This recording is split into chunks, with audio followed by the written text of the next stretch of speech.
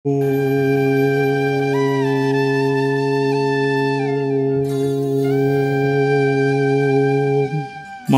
श्री जगन्नाथ मदगुरु श्री जगतगुरु मदात्मा सर्वभूतात्मा तस्मै श्री गुरवे नमः। नीलाचल निवासाय नित्याय परमात्मने बलभद्र सुभद्राभ्यां जगन्नाथाय ते नमः। क्रियायोग परंपरार समस्त गुरुमान को मु प्रणाम करुछि।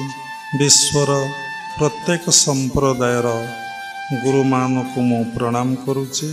उपस्थित भगवत स्वरूपगण सबुरी भितरे जगतर नाथ जगन्नाथ को उपलब्धि करी मु प्रणाम करुछि। आमे माने महान उद्देश्य महान लक्ष्य नहीं समस्ते आश्रम को आसीचे। महान लक्ष्य महान उद्देश्य जो माने क्रियायोग आश्रम को आसीचंदी, क्रियायोग परंपरार गुरुमान पाखक आसीचंदी। प्राय सेमानकर लक्ष्य भगवत दर्शन आउ भगवत उपलब्धि। तेणु अनेक मध्य वासना आउ कामना नहीं आश्रम को आसी थांती एवं गुरुंकर शरणापन्न होता। समस्ते महत उद्देश्य नहीं महत लक्ष्य नहीं केबे गुरुंक पाखक आसी न था।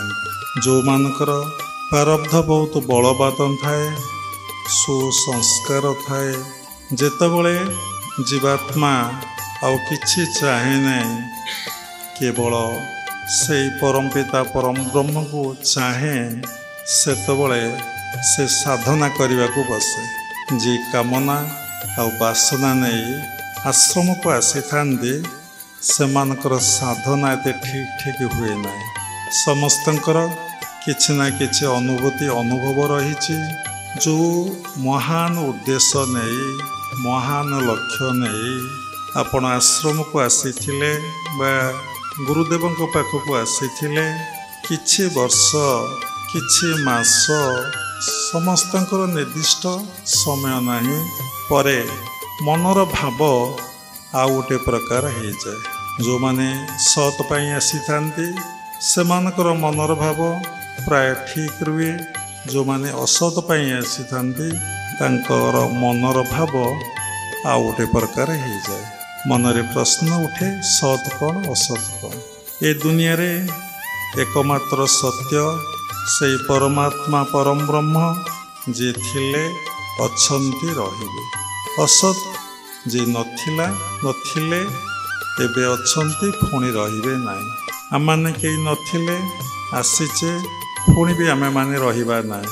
से परमात्मा परम ब्रह्म थिले अछंती रहिबे किए तांको विषय कहि पारिबे नाही। तो जो माने सत पाई आस्तांती से माने हेले जिज्ञासु आउ से माने साधना करिया पई भारी इच्छा प्रकाश करନ୍ତି। किंतु जो माने असत पाई आसी थांती ईश्वर प्राप्ति पाई न आसी ईश्वरंकर विभूति पाई ऐश्वर्य पाई जो माने आसी थांती से मानकर साधना रे गड़बड़ हो जाए। जहाँकर लक्ष्य उद्देश्य महान न थाए गलत थाए से माने दिने धरा पड़ी जाती। से गुरुकुल आश्रम रे गुरु पाखरे भागवत रे लेखा अच्छी जे नर तप आचरती देवे ताहाक विघ्न चिन्हती। मायारे करी अंग संग तप करती तार भंग। से किंपा छाड़ी आंभ लोक से किंपा जीव ही विष्णु लोक। जे नर तप आचरती देवे ताहाक विघ्न चिन्हती। गोटे छोटिया कथा देखंतु तपस्या कले माने देवता माने विघ्न चिंता करते। आपण माने समस्ते पढ़ी ध्रुव जंगल को तपस्या करने जाइए। अजगर साप आसी ध्रुव धीरे गोड़े जाइए। ध्रुव कौन आखि खोली देखंतु व्याघ्र आसी सिंह आसी भालू आसी केते वन्य जंतुगण आसी से कौन ध्रुव विचलित हो आखि खोली देखी ना भयभीत होती। तेणु आपण देवता माने ଆପଣ ପାଖକୁ ଡାଇରେକ୍ଟ ଆସିବେ, ରୂପ ଧରିକି ଆସିବେ, ଦେବା ଓ ଦେବୀ ବିଭିନ୍ନ ଫର୍ମ ମାଧ୍ୟମରେ ଆପଣ ପାଖରେ ଆସି ପହଞ୍ଚିବେ। ଯଦି ଆପଣ ଲକ୍ଷ୍ୟପତ୍ର ବିଚ୍ୟୁତ ହେଇଗଲେ, ଭୟଭୀତ ହେଇଗଲେ, ଏ ସଂସାରଟା କମ୍ପ୍ଲିଟଲି ଭୟରେ ପରିପୂର୍ଣ୍ଣ। ଆମେ ଦେଖିଛୁ ପ୍ରତ୍ୟେକଟି ଲୋକ ଯେଉଁମାନେ ଧରାପୃଷ୍ଠରେ ବସବାସ କରୁଛନ୍ତି, ପ୍ରତ୍ୟେକ ପ୍ରାଣୀ ମଧ୍ୟ, ପ୍ରତ୍ୟେକ ଜୀବଜନ୍ତୁ ମଧ୍ୟ, ଗୋଟେ ବୃକ୍ଷର ମଧ୍ୟ ଭୟ ଅଛି, ଗୋଟେ ପ୍ରାଣୀର ମଧ୍ୟ ଭୟ ଅଛି। ବାଘର ଭୟ ଅଛି, ସିଂହର ଭୟ ଅଛି। ବାଘ କେତେ ବଳବାନ, କେତେ ଭୟଙ୍କର, ତାର ପ୍ରଚଣ୍ଡ ଭୟ ଅଛି। ତାକୁ ଯଦି ଗୋଟେ ବନ୍ଧୁକ ଦେଖାଯାଏ, ବାଘ କ'ଣ ରହିବ? ଦୌଡ଼ି ଦୌଡ଼ି ଦୌଡ଼ି ଦୌଡ଼ି କୁଆଡ଼େ ଆଜ୍ଞା ଚାଲିଯିବ, ତାର ଭୟ। ସିଂହ ବି କେତେ, ପଶୁରାଜ ସିଂହ, ତାହାର କେତେ ଭୟ। ସମସ୍ତଙ୍କର ଭୟ ଅଛି। ମନୁଷ୍ୟର ଭୟ ବର୍ତ୍ତମାନ ଟାଇମରେ ଏତେ ଭୟଙ୍କର, ତାହାର ଇମାଜିନ୍ ବାହାରେ, କଳ୍ପନାର ବାହାରେ। କାହିଁକି ଭୟ? ସେ ତ ଜୀବଶ୍ରେଷ୍ଠ, ପାଠ ପଢ଼ିଛି, ଭଲ ମୋବାଇଲ ଅପରେଟିଂ କରିପାରୁଛି, କମ୍ପ୍ୟୁଟର ଚଳେଇ ପାରୁଛି, ବିଭିନ୍ନ ଭାଷା କହିପାରୁଛି, ଅର୍ଥ ଉପାର୍ଜନ କରିପାରୁଛି, ଦେଶ ବିଦେଶ ଯାଇପାରୁଛି, ରୋଗ ହେଲେ ଡାକ୍ତର ପାଖକୁ ଯାଇପାରୁଛି। ତାର ଭୟ କାହିଁକି?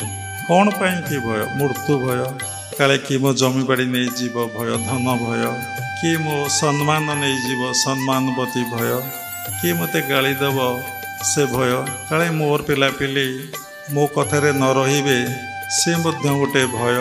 ପିଲା ପାଠ ପଢ଼ିଲା, ଚାକିରି କରିପାରିଲାନି, କ'ଣ କରିବ ସେ ଗୋଟେ ଭୟ। ସବୁ କ୍ଷେତ୍ରରେ ହ୍ୱାଟ୍ ଇଜ୍ ଫିୟର୍? ଯଦି ଫିୟର୍ ଉପରେ ଆପଣ ଆନାଲିସ୍ କରିବେ, ଘଣ୍ଟା ଘଣ୍ଟା ସତ୍ସଙ୍ଗ ଚାଲିବ। ତେଣୁ ଏ ଭୟ କେଉଁଠୁ ଆସୁଛି? ନା, ଭୟ ମନରେ ଆସୁଛି। ଏ ଭୟ କେଉଁଠି ଆସୁନାହିଁ? ଆଖିରେ ଆସୁନାହିଁ, ପାଟିରେ ଆସୁନାହିଁ, ନାକରେ ଆସୁନାହିଁ, କାନରେ ଆସୁନାହିଁ, ଆଉ ଚର୍ମରେ ଆସୁନାହିଁ, ଜୁହାରେ ଆସୁନାହିଁ। ସମସ୍ତଙ୍କର ଭୟ। ମୋର ଡାଇବେଟିସ୍ ହେଇଛି, ମିଠା ଖାଇବିନି, କାଳେ ମୋର ସୁଗାର ବଢ଼ିଯିବ। ନା, ମୋର ଗ୍ୟାଷ୍ଟ୍ରିକ୍ ହେଇଛି, ମୁଁ ଛଣା ଜିନିଷ ଖାଇବିନି, କାଳେ ମୋର ଗ୍ୟାସ୍ ବଢ଼ିଯିବ। ଏସି ଲଗା ହେଇଛି, ମୋତେ ଥଣ୍ଡା ହେଇଯିବ, ମୁଁ ଏସିରେ ବସିବି ନାହିଁ, କାଳେ ମୋ ଦେହ ସୁସ୍ଥ ହେଇଯିବ। ରୋଗପତି ଭୟ। ପ୍ରତ୍ୟେକଟି ମୁହୂର୍ତ୍ତରେ ଶଯ୍ୟା ତ୍ୟାଗରୁ ଶଯ୍ୟାକୁ ଯିବା ପର୍ଯ୍ୟନ୍ତ ରାତିରେ ଶୋଇଛନ୍ତି, ନିଶ୍ଚିନ୍ତରେ ଶୋଇପାରିନାହାନ୍ତି। ଯାହାର ଟଙ୍କା ପଇସା ନାହିଁ, ତାର ଅର୍ଥ ଚିନ୍ତା ହେଉଛି ଅର୍ଥ ଭୟ। ଯିଏ ବହୁତ ଧନ ରଖିଛି, କେମିତି କାଳେ କିଏ ଧନ କୁଆଡ଼େ ଚାଲିଯିବ, କ'ଣ ହେବ, ତାହାର ମଧ୍ୟ ଭୟ। କିଏ ଇଲେକ୍ସନରେ ଛିଡ଼ା ହେଇଛି, କାଳେ ହାରିଯିବି, ତାହାର ମଧ୍ୟ ଭୟ। ଦେଖନ୍ତୁ, ସବୁ କ୍ଷେତ୍ରରେ ମଣିଷର ଭୟ। ନିଜ ମନକୁ ସମୀକ୍ଷା କରନ୍ତୁ, ନିଜକୁ ଦେଖନ୍ତୁ। ତେଣୁ ଆପଣ ଏ କଥା ଜଣେ ସାଧୁଙ୍କ ଠାରୁ ଶୁଣିଲେ, ତେଣୁ ଏ ଭୟ ଯିବ କେମିତି? ଗୋଟିଏ କଥାରୁ ଅନେକ କଥା ଆସିଲେଣି। ତେଣୁ ଭୟ କେମିତି ଯିବ? ଆମେ ଭୟକୁ କେମିତି ଅତିକ୍ରମ କରିବା? ଭଗବାନ ଭାଗବତରେ ଉଲ୍ଲେଖ କରିଛନ୍ତି, ଏକାଦଶ ସ୍କନ୍ଧରେ, ଶରଣ ପଶ ମୋର ପାଦେ, ନଡର ବିଷୟା ବିଷାଦେ, ମୋର ଚରଣ ଯିଏ ଚିନ୍ତଇ, ସଂସାରେ ତାର ଭୟ ନାହିଁ। କ'ଣ ଏ କଥା? ନା, ଶରଣ ପଶ ମୋର ପାଦେ, ନଡର ବିଷୟା ବିଷାଦେ, ମୋର ଚରଣ ଯିଏ ଚିନ୍ତଇ, ସଂସାରେ ତାର ଭୟ ନାହିଁ। କ'ଣ କୁହାହେଲା ଏ ପଦରେ? ନା, ଶରଣ ପଶ ମୋର ପାଦେ। ତାହେଲେ ଭଗବାନଙ୍କର ପାଦ ପଦ୍ମରେ ଯଦି ଆପଣ ଶରଣ ପଶିବେ, ତାହେଲେ ନଡର ବିଷୟା ବିଷାଦ, ଯେଉଁ ବିଷୟ ରୂପକ ଭୟ ରହିଛି, ମୁଁ ମରିଯିବି, ସର୍ବଶ୍ରେଷ୍ଠ ଭୟ ଏବେ ଆସିଛି, ମୁଁ ମରିଯିବି କି, ମୋର ହାର୍ଟ ପ୍ରୋବ୍ଲେମ୍ ବାହାରିବ କି, ମୋତେ କ୍ୟାନ୍ସର ହେଇଯିବ କି, ମୋର ଆକ୍ସିଡେଣ୍ଟ ହେଇଯିବ କି, ସବୁ ସମୟରେ ଭୟ। ମୋର ଚରଣ ଯିଏ ଚିନ୍ତଇ, ଭଗବାନଙ୍କର ଚରଣକୁ ଯିଏ ଚିନ୍ତଇ, ସଂସାରେ ତାର ଭୟ ନାହିଁ। ତେଣୁ ମୋର ଚରଣ, ତେଣୁ ଚରଣ କିଏ ବାବା ବହୁତ ଥର କହିଛନ୍ତି। ପ୍ରତ୍ୟେକ କଥାର ଅନେକ ଅର୍ଥ ଅଛି। ଆମେ ତାକୁ ଦୁଇଟା ଅର୍ଥରେ ନେବା, ଗୋଟେ ପିଣ୍ଡରେ, ଗୋଟେ ହେଉଛି ବ୍ରହ୍ମାଣ୍ଡରେ। ଏ ବ୍ରହ୍ମାଣ୍ଡରେ ଭଗବାନଙ୍କ ଚରଣ କିଏ? ଭଗବାନଙ୍କର ତ ଅଶେଷ ଚରଣ। ଯେତେବେଳେ ବଳି ଦ୍ୱାରକୁ ଦାନ ମାଗିବାକୁ ଯାଇଛନ୍ତି, ଦି ପାଦ ପରିବର୍ତ୍ତେ ଭଗବାନ 3 ପାଦ ବାହାର କରିଦେଲେ, ତାଙ୍କର ଅନନ୍ତ ପାଦ।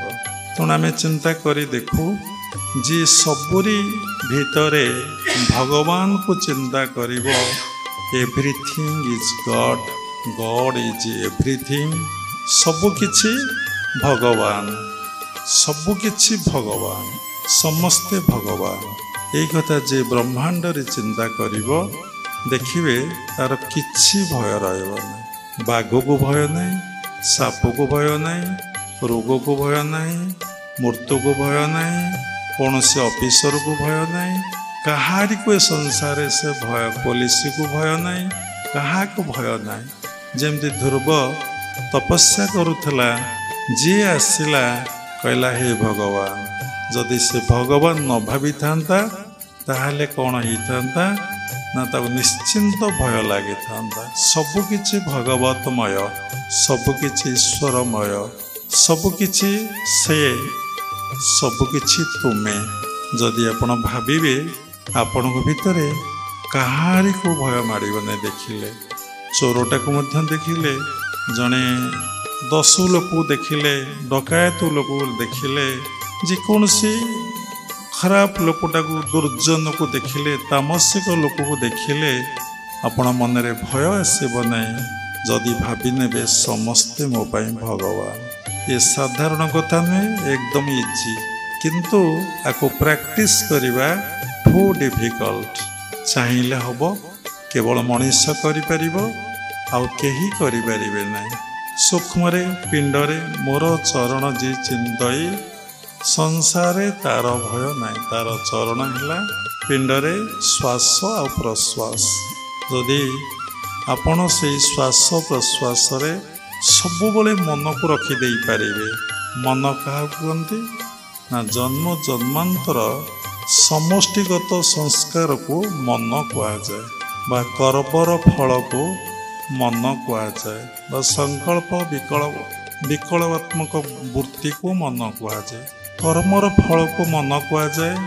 ଆପଣ ଯେମିତି କର୍ମ କରିଛନ୍ତି, କରିକି ଆସିଛନ୍ତି, ମାନେ କେବେଠାରୁ ଆସିଛନ୍ତି ତାର ହିସାବ ନିକାଶ ନାହିଁ।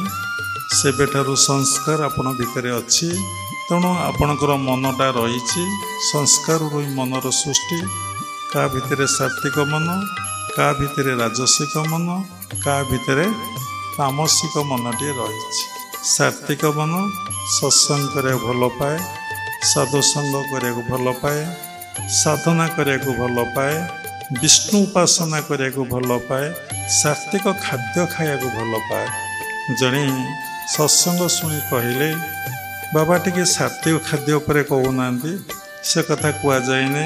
ସପ୍ତଗୀତାର ସପ୍ତଦଶ ଅଧ୍ୟାୟରେ ଲେଖା ଅଛି, ସିଝା ଆଉ ଅଲଣା ଖାଦ୍ୟକୁ ସାତ୍ଵିକ ଖାଦ୍ୟ କୁହନ୍ତି। ଯେଉଁ ଖାଦ୍ୟ ଖାଇଲେ କମ୍ ସମୟ ଭିତରେ ହଜମ ହେଇଯିବ, ଖୁବ୍ କମ୍ ସମୟ ଭିତରେ। ଦେଖନ୍ତୁ, ଆପଣମାନଙ୍କର ଧାରଣା ନାହିଁ, ପାଟିରେ ଦାନ୍ତ ଅଛି କିନ୍ତୁ ପେଟରେ ଯେ ଦାନ୍ତ ନାହିଁ। ଏକଥା ଆପଣ ପଢ଼ିଥିଲେ, ପ୍ରାୟ ସାଇନ୍ସ ଷ୍ଟୁଡେଣ୍ଟ ସମସ୍ତେ ଅଛନ୍ତି, କିନ୍ତୁ ଖାଦ୍ୟକୁ ଆମେ କେତେଥର ଚୋବେଇ କରି ଖାଇବା ଆମେ ଜାଣିନେ। ଆଉ ଦେଖନ୍ତୁ, ସିଝା ଆଉ ଅଲଣା ଖାଦ୍ୟ ଯଦି ଆପଣ ଖାଇବେ ଖୁବ୍ କମ୍ ସମୟ ଭିତରେ ହଜମ ହେଇଯିବ। ଗୁରୁଦେବ ସବୁବେଳେ ଆମମାନଙ୍କୁ କହୁଥିଲେ, ପାଟିରେ ଦାନ୍ତ ପେଟରେ ଦାନ୍ତ ନାହିଁ, ଖାଦ୍ୟକୁ ପାଣି କରି ଖାଆନ୍ତୁ। ଖାଦ୍ୟଟାକୁ ଚୋବେଇ ଚୋବେଇ ଆପଣ ତାକୁ ପାଣି କରିଦେବେ, ତାହେଲେ ସେ କମ୍ ସମୟ ଭିତରେ ହଜମ ହେବ, ଶରୀର ସୁସ୍ଥ ରହିବ, ମନ ସୁସ୍ଥ ରହିବ। ଆମେ ଡେସ୍କ୍ରାଇବ୍ କରି କହିବୁ ନାହିଁ, ସାକ୍ଷାତ କଲେ କହିବୁ।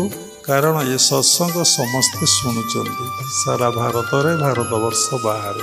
ତେଣୁ ରାଜସିକ ଖାଦ୍ୟ, ବିଭିନ୍ନ ତେଲ ମସଲା ଯୁକ୍ତ ଖାଦ୍ୟ, ଯାହାକୁ ଖାଇଲେ ସହଜ ହଜମ ହୁଏନି, ମନ ସ୍ଥିର ଆଉ ଶାନ୍ତ ରୁହେ ନାହିଁ। ତାପରେ ତାମସିକ ଖାଦ୍ୟ ଆପଣମାନେ ଜାଣିଛନ୍ତି, ସମସ୍ତ ପଶୁ ପକ୍ଷୀ କୀଟ, ସମସ୍ତ ପଶୁ ପକ୍ଷୀ ଖାଦ୍ୟକୁ ମଣିଷ ଗୋଟେ ପ୍ରାଣୀ, ସେ ଆଉ ଗୋଟେ ପ୍ରାଣୀକି ଖାଇଯାଏ। ବଡ଼ ଆଶ୍ଚର୍ଯ୍ୟ କଥା, ଆମେ ପୁରାଣ ପଢ଼ି ଜାଣିଥିଲେ ଯେ, କ'ଣ ଜାଣିଥିଲେ ନା ରାକ୍ଷସମାନେ ମଣିଷକୁ ଖାଇଯାଆନ୍ତି। ସମସ୍ତେ ଆମେ ଜାଣିଥିଲେ ଯଦି ମଣିଷ ଗୁଡ଼ାକ ଛେଳି ଖାଉଛି, କୁକୁର ଖାଉଛି, ବାଘ ଖାଉଛି, ସାପ ଖାଉଛି, ଗୋଧି ଖାଉଛି, ମାଛ ଖାଉଛି, ଝିଟିପିଟି ଖାଉଛି, ଅସରପା ଖାଉଛି, ଆଉ ଅଣ୍ଡା ଖାଉଛି, ବିଭିନ୍ନ ପ୍ରକାର ଅଣ୍ଡାକୁ ଖାଇଯାଉଛି, ତାହେଲେ ମଣିଷ କ'ଣ ଏଗୁଡ଼ା ଖାଇପାରେ? ଏଗୁଡ଼ା ସବୁ ହେଉଛନ୍ତି ଯିଏ ଖାଦ୍ୟକୁ ଖାଉଛନ୍ତି। ଆପଣ ଭଗବତ ଗୀତା ପଢ଼ିବେ, ସେମାନେ କିଏ ଜାଣିପାରିବେ, କାରଣ ଆମେ କହିଲେ ବହୁତ ଅସୁନ୍ଦର ହେଇଯିବ। ତେଣୁ ଯେପରି ଅନ୍ନ ସେପରି ମନ। ତେଣୁ ସାତ୍ୱିକ ବ୍ୟକ୍ତି କ'ଣ ଖାଏ, ରାଜସିକ ବ୍ୟକ୍ତି କ'ଣ ଖାଏ, ତାମସିକ ବ୍ୟକ୍ତି କ'ଣ ଖାଏ? ଭଗବତ ଗୀତା ପଢ଼ିଲେ ସପ୍ତଦଶ ଅଧ୍ୟାୟରେ ଲେଖା ଅଛି, ଶ୍ରଦ୍ଧାତ୍ରୟ ବିଭାଗ ଯୋଗରେ ଆପଣମାନେ ଜାଣିପାରିବେ। ତେଣୁ ଆମର ସବୁବେଳେ ଭୟ ନେଇ ବଞ୍ଚିଛେ। ଯଦି ଆମେ ସବୁବେଳେ ଶ୍ୱାସ ପ୍ରଶ୍ୱାସରେ ମନକୁ ରଖିବା ଏବଂ ଏଇ ଶ୍ୱାସ ପ୍ରଶ୍ୱାସରେ ଏଭଳି ଆମେ ନିମଗ୍ନ ହେଇଯିବା, ଏଭଳି ଆମେ ଗୋଟିଏ ଚିନ୍ତାରେ ରହିଯିବା, ସେଇ ଗୋଟିଏ ସାଧନାରେ ଯଦି ଆମେ ରହିଯିବା, ତାହେଲେ ମୋର ଚରଣ ଯେ ଚିନ୍ତଇ ସଂସାରରେ ତାର ଭୟ ନାହିଁ, କୌଣସି ଭୟ ରହିବ ନାହିଁ। ପୁଣି ଆହୁରି ସୂକ୍ଷ୍ମକୁ ଗଲେ ଭଗବାନଙ୍କର ପାଦପଦ୍ମ ହେଉଛି ସହସ୍ରା। ସେଇ ସହସ୍ରାରେ ଯେ ମନକୁ ରଖିଦେଇପାରିବ, ତତ୍ତ୍ୱଗୁରୁଙ୍କଠାରୁ ଦୀକ୍ଷା ଗ୍ରହଣ କରି ସେଇ କୌଶଳକୁ ଯିଏ ଶିଖିବ, ତେଣୁ କ'ଣ ହେବ ନା ତାର ଭୟ ରହିବ ନାହିଁ। ଜଣେ ଫିୟରଲେସ୍ ବ୍ୟକ୍ତିକୁ କେବେ ଦେଖିଛନ୍ତି? ଯାହାର କୌଣସି ଭୟ ନାହିଁ। ଯାହାର ଭୟ ନାହିଁ ସେ କେତେ ଆନନ୍ଦରେ ଅଛି। ମୁଁ ଶୋଇବି, ରାତି ହେଲାଣି, କାହିଁକି ନା ଭୟ କାଳେ ନ ଶୋଇଲେ ମୋ BP ବଢ଼ିଯିବ, ମୋ ହାର୍ଟ ପ୍ରୋବ୍ଲେମ୍ ବଢ଼ିଯିବ, ମୋର ରାତି ଅନିଦ୍ରା ହେଲେ ଡାଇବେଟିସ୍ କ'ଣ ଆଜିକାଲି ବାହାରିଛି, ବଢ଼ିଯିବ। କି ଆଶ୍ଚର୍ଯ୍ୟ କଥା! ମୃତ୍ୟୁ ଭୟ। ମୁଁ ଶୋଇବି, ମୁଁ ଖାଇବି, ଠିକ୍ ଟାଇମ୍ରେ ଖାଇବି, ଏସବୁ ରାଜସିକ ଲୋକର ଲକ୍ଷଣ। ନ ଖାଇଲେ ମୋ ଦେହ ଖରାପ ହେଇଯିବ। ସତରେ ଯେମିତି ତା ଦେହଟାକୁ ସେ ରକ୍ଷା କରିପାରୁଛି, ସତରେ ତା ଦେହର ଯତ୍ନ ସେ ନେଇପାରୁଛି। ମନରେ ପ୍ରଶ୍ନ ଉଠେ, ତାହେଲେ ଡକ୍ଟରମାନେ କ'ଣ ରୋଗାକ୍ରାନ୍ତ ହେଉନାହାନ୍ତି? ତାଙ୍କୁ କ'ଣ ଡିଜିଜ୍ ହେଉନାହିଁ? ଆମେ ଆଶ୍ରମ ଜଣେ ଭଲ ପ୍ରଫେସର ମୋ ପାଖକୁ ଆସିଥିଲେ, doctor, senior professor, gold medalist. ଆମେ ହନୁମାନ ମନ୍ଦିରରେ ବସିଛୁ, ସେ ଆସିଲେ, ପ୍ରଣାମ କଲେ। ଆମେ ଦେଖିକି ଆଶ୍ଚର୍ଯ୍ୟ ହେଇଗଲୁ। ସେ ଡକ୍ଟର ନାଁ କହିବୁ ନାହିଁ, ସମସ୍ତେ ଆପଣ ଜାଣିଯିବେ, ସେ ବି ଶୁଣନ୍ତି ସତ୍ସଙ୍ଗ। ଆମେ ଦେଖି କାବା ହେଇଗଲୁ, ଏ ଡକ୍ଟରଙ୍କର କ'ଣ ଏମିତି ଅବସ୍ଥା ହେଇଛି? ଲସ୍ ଅଫ୍ ମେମୋରି, ସ୍ମରଣ ଶକ୍ତି ଚାଲିଯାଇଛି। କାହିଁକି? ସବୁବେଳେ ଭୌତିକ ଜଗତରେ ସେ ଲିପ୍ତ ଥିଲେ, ଭୌତିକ ଜଗତର କର୍ମ କରୁଥିଲେ, ଆଉ ଲୋକମାନଙ୍କର ସେବା କହିବାଟା ମୁଁ କହିପାରିବିନି, ଉପକାର ବି ମୁଁ କହିପାରିବିନି। ଅର୍ଥ ନେଇ ଯିଏ କରେ, ଜଷ୍ଟ ପାଠ ପଢ଼ୁଥିଲେ, ଚିକିତ୍ସା କରୁଥିଲେ, ନାଇଁକି ଟ୍ରିଟମେଣ୍ଟ କରୁଥିଲେ, ତାର ପରିବର୍ତ୍ତେ ସେବା କଲେ, କିଏ ମଜୁରୀ ନିଅନ୍ତି ନା। ଉପକାର କଲେ କେହି କିଛି ଆଶା କରନ୍ତିନି, ତା ମଜୁରୀ ନିଅନ୍ତି, ଜଷ୍ଟ ଚିକିତ୍ସା କରୁଥିଲେ। ଦେଖିକି ବହୁତ ଦୁଃଖ ଲାଗିଲା। ଆମେ କିଛି କହିଲୁ ନାହିଁ, ନୀରବରେ ବସିଲୁ। ମୁଁ ଦେଖିଲି ଆର କଜ୍ଟା କ'ଣ, କାରଣ କ'ଣ? ଆର କାରଣ ହେଉଛି, ସବୁ କଥା ତ ବାବା କହିସାରିଲେଣି, ଗୋଟିଏ ପଦରୁ ଅନେକ କଥା ଆସିଗଲାଣି। ତେଣୁ ତାର କାରଣ ହେଉଛି ଈଶ୍ୱରଙ୍କ ଠାରୁ ବା ଭଗବାନଙ୍କ ଠାରୁ ବା ପରମପିତା ପରମ ବ୍ରହ୍ମଠାରୁ ବହୁତ ଦୂରକୁ ଚାଲି ଯାଇଛନ୍ତି, ବହୁତ ଦୂରକୁ ଚାଲି ଯାଇଛନ୍ତି। ଏତେ ଦୂରକୁ ଆମେ ଚାଲି ଯାଇଛେ ଯେ ଆମେ ଆଉ ପରମପିତା ପରମ ବ୍ରହ୍ମଙ୍କ କଥା ବା ସେଇ ଈଶ୍ୱରଙ୍କ କଥା ଆମର ଆଉ ମନେ ନାହିଁ। ଆମେ ଖାଲି ତ ସଂସାରକୁ ଦେଖୁଛେ। ଆଜିକାଲି ସମସ୍ତେ ପିଲାମାନଙ୍କୁ ପାଠ ପଢ଼େଇଲା ବେଳେ ଚିନ୍ତା କରୁଛନ୍ତି, ଗାର୍ଡ଼ିଆନ୍ ମାନେ, ମୋ ପୁଅ ଗୋଟେ ବଡ଼ ଲୋକ ହଉ, ବଡ଼ ଲୋକ ହଉ, ବହୁତ ପାଠ ପଢ଼ୁ, ଡକ୍ଟର ଇଞ୍ଜିନିୟର ହଉ, ଆଉ ବହୁତ ଟଙ୍କା ରୋଜଗାର କରୁ, କୋଠା ବାଡ଼ି ବ୍ୟାଙ୍କ ବାଲାନ୍ସ ସବୁ କରୁ। କିଏ ବାପା ମା ଗାର୍ଡ଼ିଆନ୍ କହୁଛନ୍ତି ମୋ ପୁଅ କି ମୋ ଝିଅ ଗୋଟେ ଭଲ ଲୋକଟିଏ ହଉ? କେହି ଭାବିଛନ୍ତି? କେହି ଭାବୁନାହାନ୍ତି। ଭଲ ଲୋକ ଅର୍ଥ, ଭ ଅର୍ଥ ଭଗବାନ, ଲ ଅର୍ଥ ଲୟ। ସବୁବେଳେ ଭଗବାନ ଠାରେ ଲୟ ରଖି ତାର ଦିନଟିକୁ ଅତିବାହିତ କରୁ। ଏଇ ଥଟ୍ସ ନାହିଁ।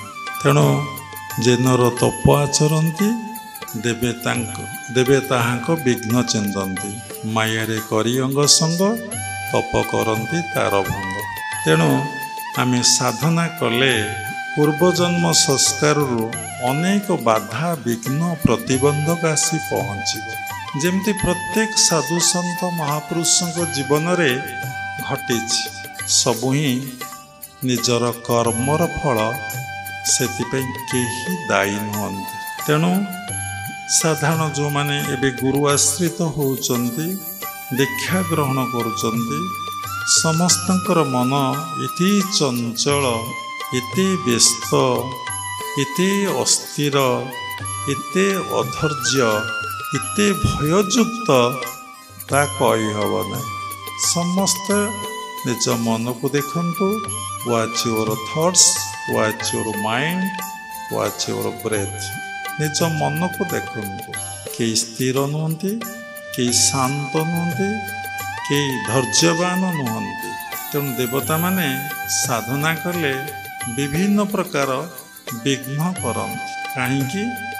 ସେ ଯେନର ତପ ଆଚରନ୍ତି ଦେବେ ତାଙ୍କ ବିଘ୍ନ ଚିହ୍ନନ୍ତି, ମାୟାରେ କରି ଅଙ୍ଗ ସଙ୍ଗ ତପ କରନ୍ତି ତାର ଭଙ୍ଗ। ସେ କିମ୍ବା ଛାଡ଼ି ଆମ୍ବ ଲୋକ, ସେ କିପାଇଁ ଜୀବ ବିଷ୍ଣୁ ଲୋକ, ଦେବଲୋକ ଗୋଟେ ଅଛି, ବିଷ୍ଣୁ ଲୋକ ମଧ୍ୟ ଗୋଟେ ଅଛି, ଏମିତି ଅନେକ ଲୋକ ଅଛି।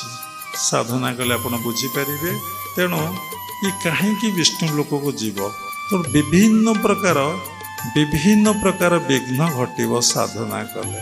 ଦେଖନ୍ତୁ, ଗୋଟେ ବିଘ୍ନ ହେଉଛି ମଣିଷର ବ୍ୟାଧି ବା ରୋଗଗ୍ରସ୍ତ।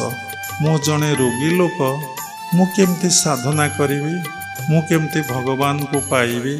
ମନର ଅନେକ ଚାଲାଖି, ମନ ଏଭଳି ବୁଦ୍ଧି ଦେଖେଇବ, ବାଟ ଦେଖେଇବ, ସତ୍ରୁ ତୁମକୁ ସବୁବେଳେ ଅସତ ଆଡ଼ୁ ନେବାକୁ ଚେଷ୍ଟା କରିବ।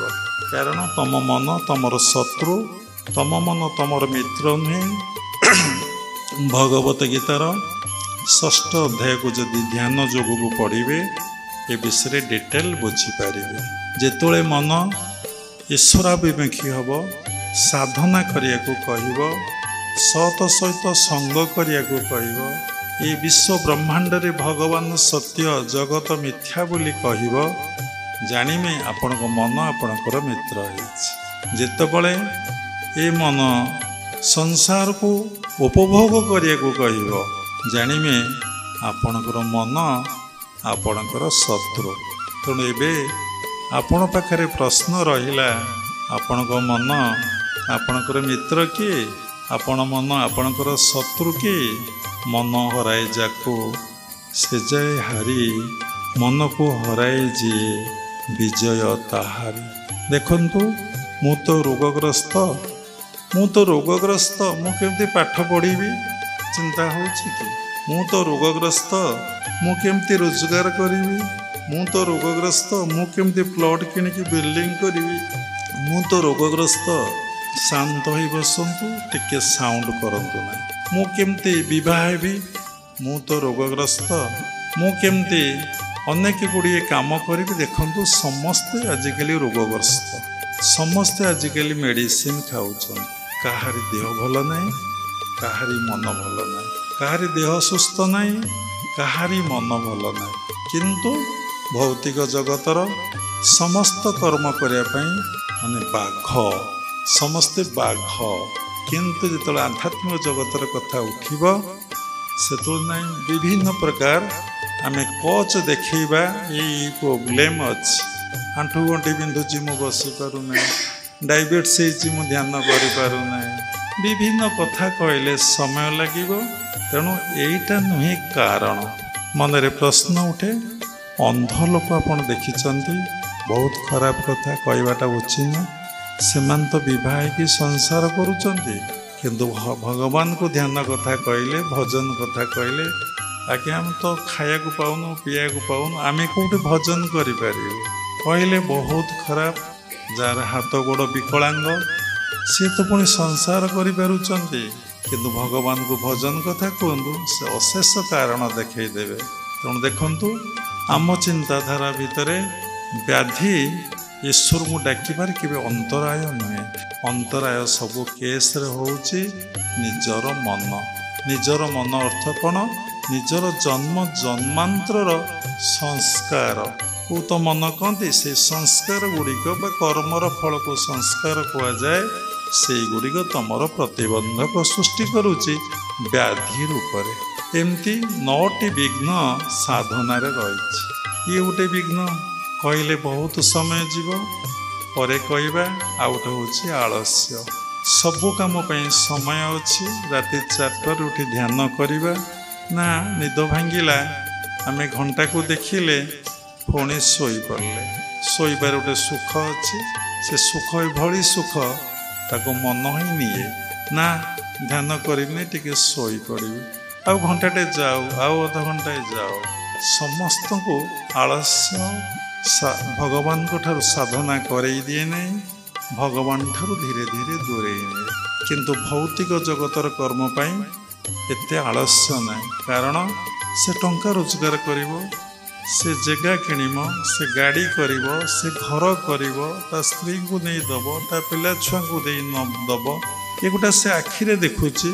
ईश्वर को डाकिबा, तार फल को भोग करिबा, तार सुफल पाइबा, आउ से दरबार चाकरी करिबा, आउ परमार्थ लाभ करिबा, ईश्वर को प्राप्ति होबा से कौन देखि पारुचे? सेतिले तार विश्वास होउनी। तेणु साधनार संक्षेप कहूँ आलस्य मध्य गोटे कारण। आ गोटे कारण होउची बड़ कारण होउची गुरुंक कथारे संदेह और संशय करिबा।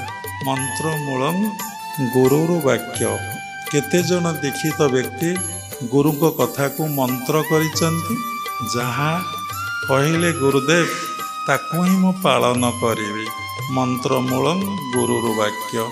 गुरुदेव कहिचंती ना मु श्वास प्रश्वास मन रखिले मते ईश्वर दर्शन उपलब्धि हम। आउ टिके संदेह नहीं, आउ टिके संशय नहीं। संशय आत्मा विनशति।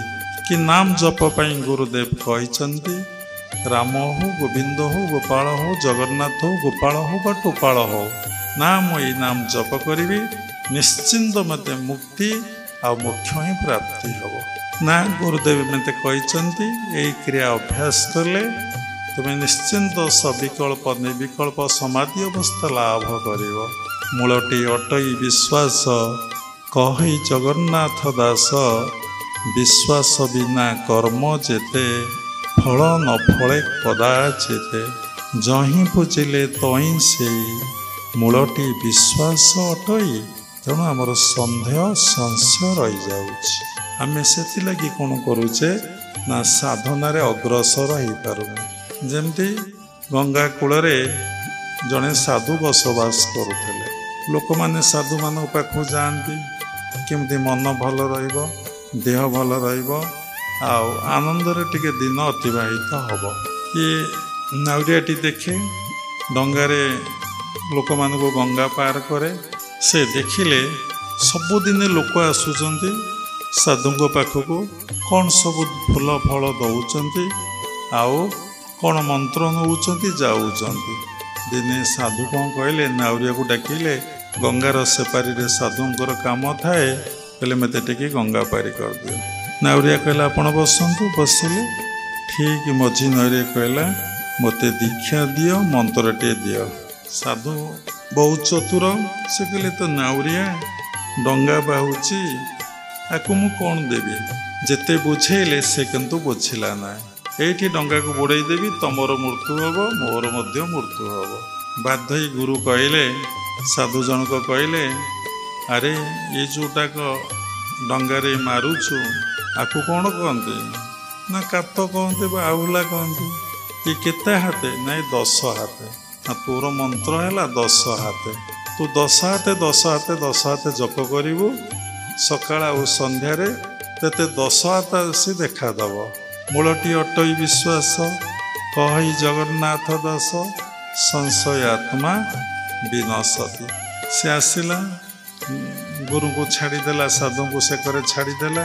सकाळ है संध्या है बसिकी 10 हाथे 10 हाथे 10 हाथे जप कला पुणी संध्या है पुणी 10 हाथे 10 हाथे 10 हाथे जप कला एमती 7 डेज प्रैक्टिस करिछि से कथार आदौ सन्देह नहीं संशय नहीं किए कौ मंत्र नौ किए कौ क्रिया नौ किए कौ साधना देखुं शिखुं गुरु आ शिष्यर संपर्क होची प्रत्यक्ष आ गुरु शिष्यर संपर्क होची इंडिविजुअल व्यक्तिगत जदि बाप पु दीक्षा नवाक जाती बापा को गुरु गोटे प्रकार गाइड करेंगे शिष्य को गोटे प्रकार गाइड करेंगे जदि भाई भणी दीक्षा नवाक जाती गोटे गोटे गाइड करेंगे माँ झी को जो दीक्षा नवाक जाती गोटे गोटे प्रकार गाइड करेंगे कारण कौन भाई ना मार संस्कार सहित झीर संस्कार सामान झीर संस्कार सहित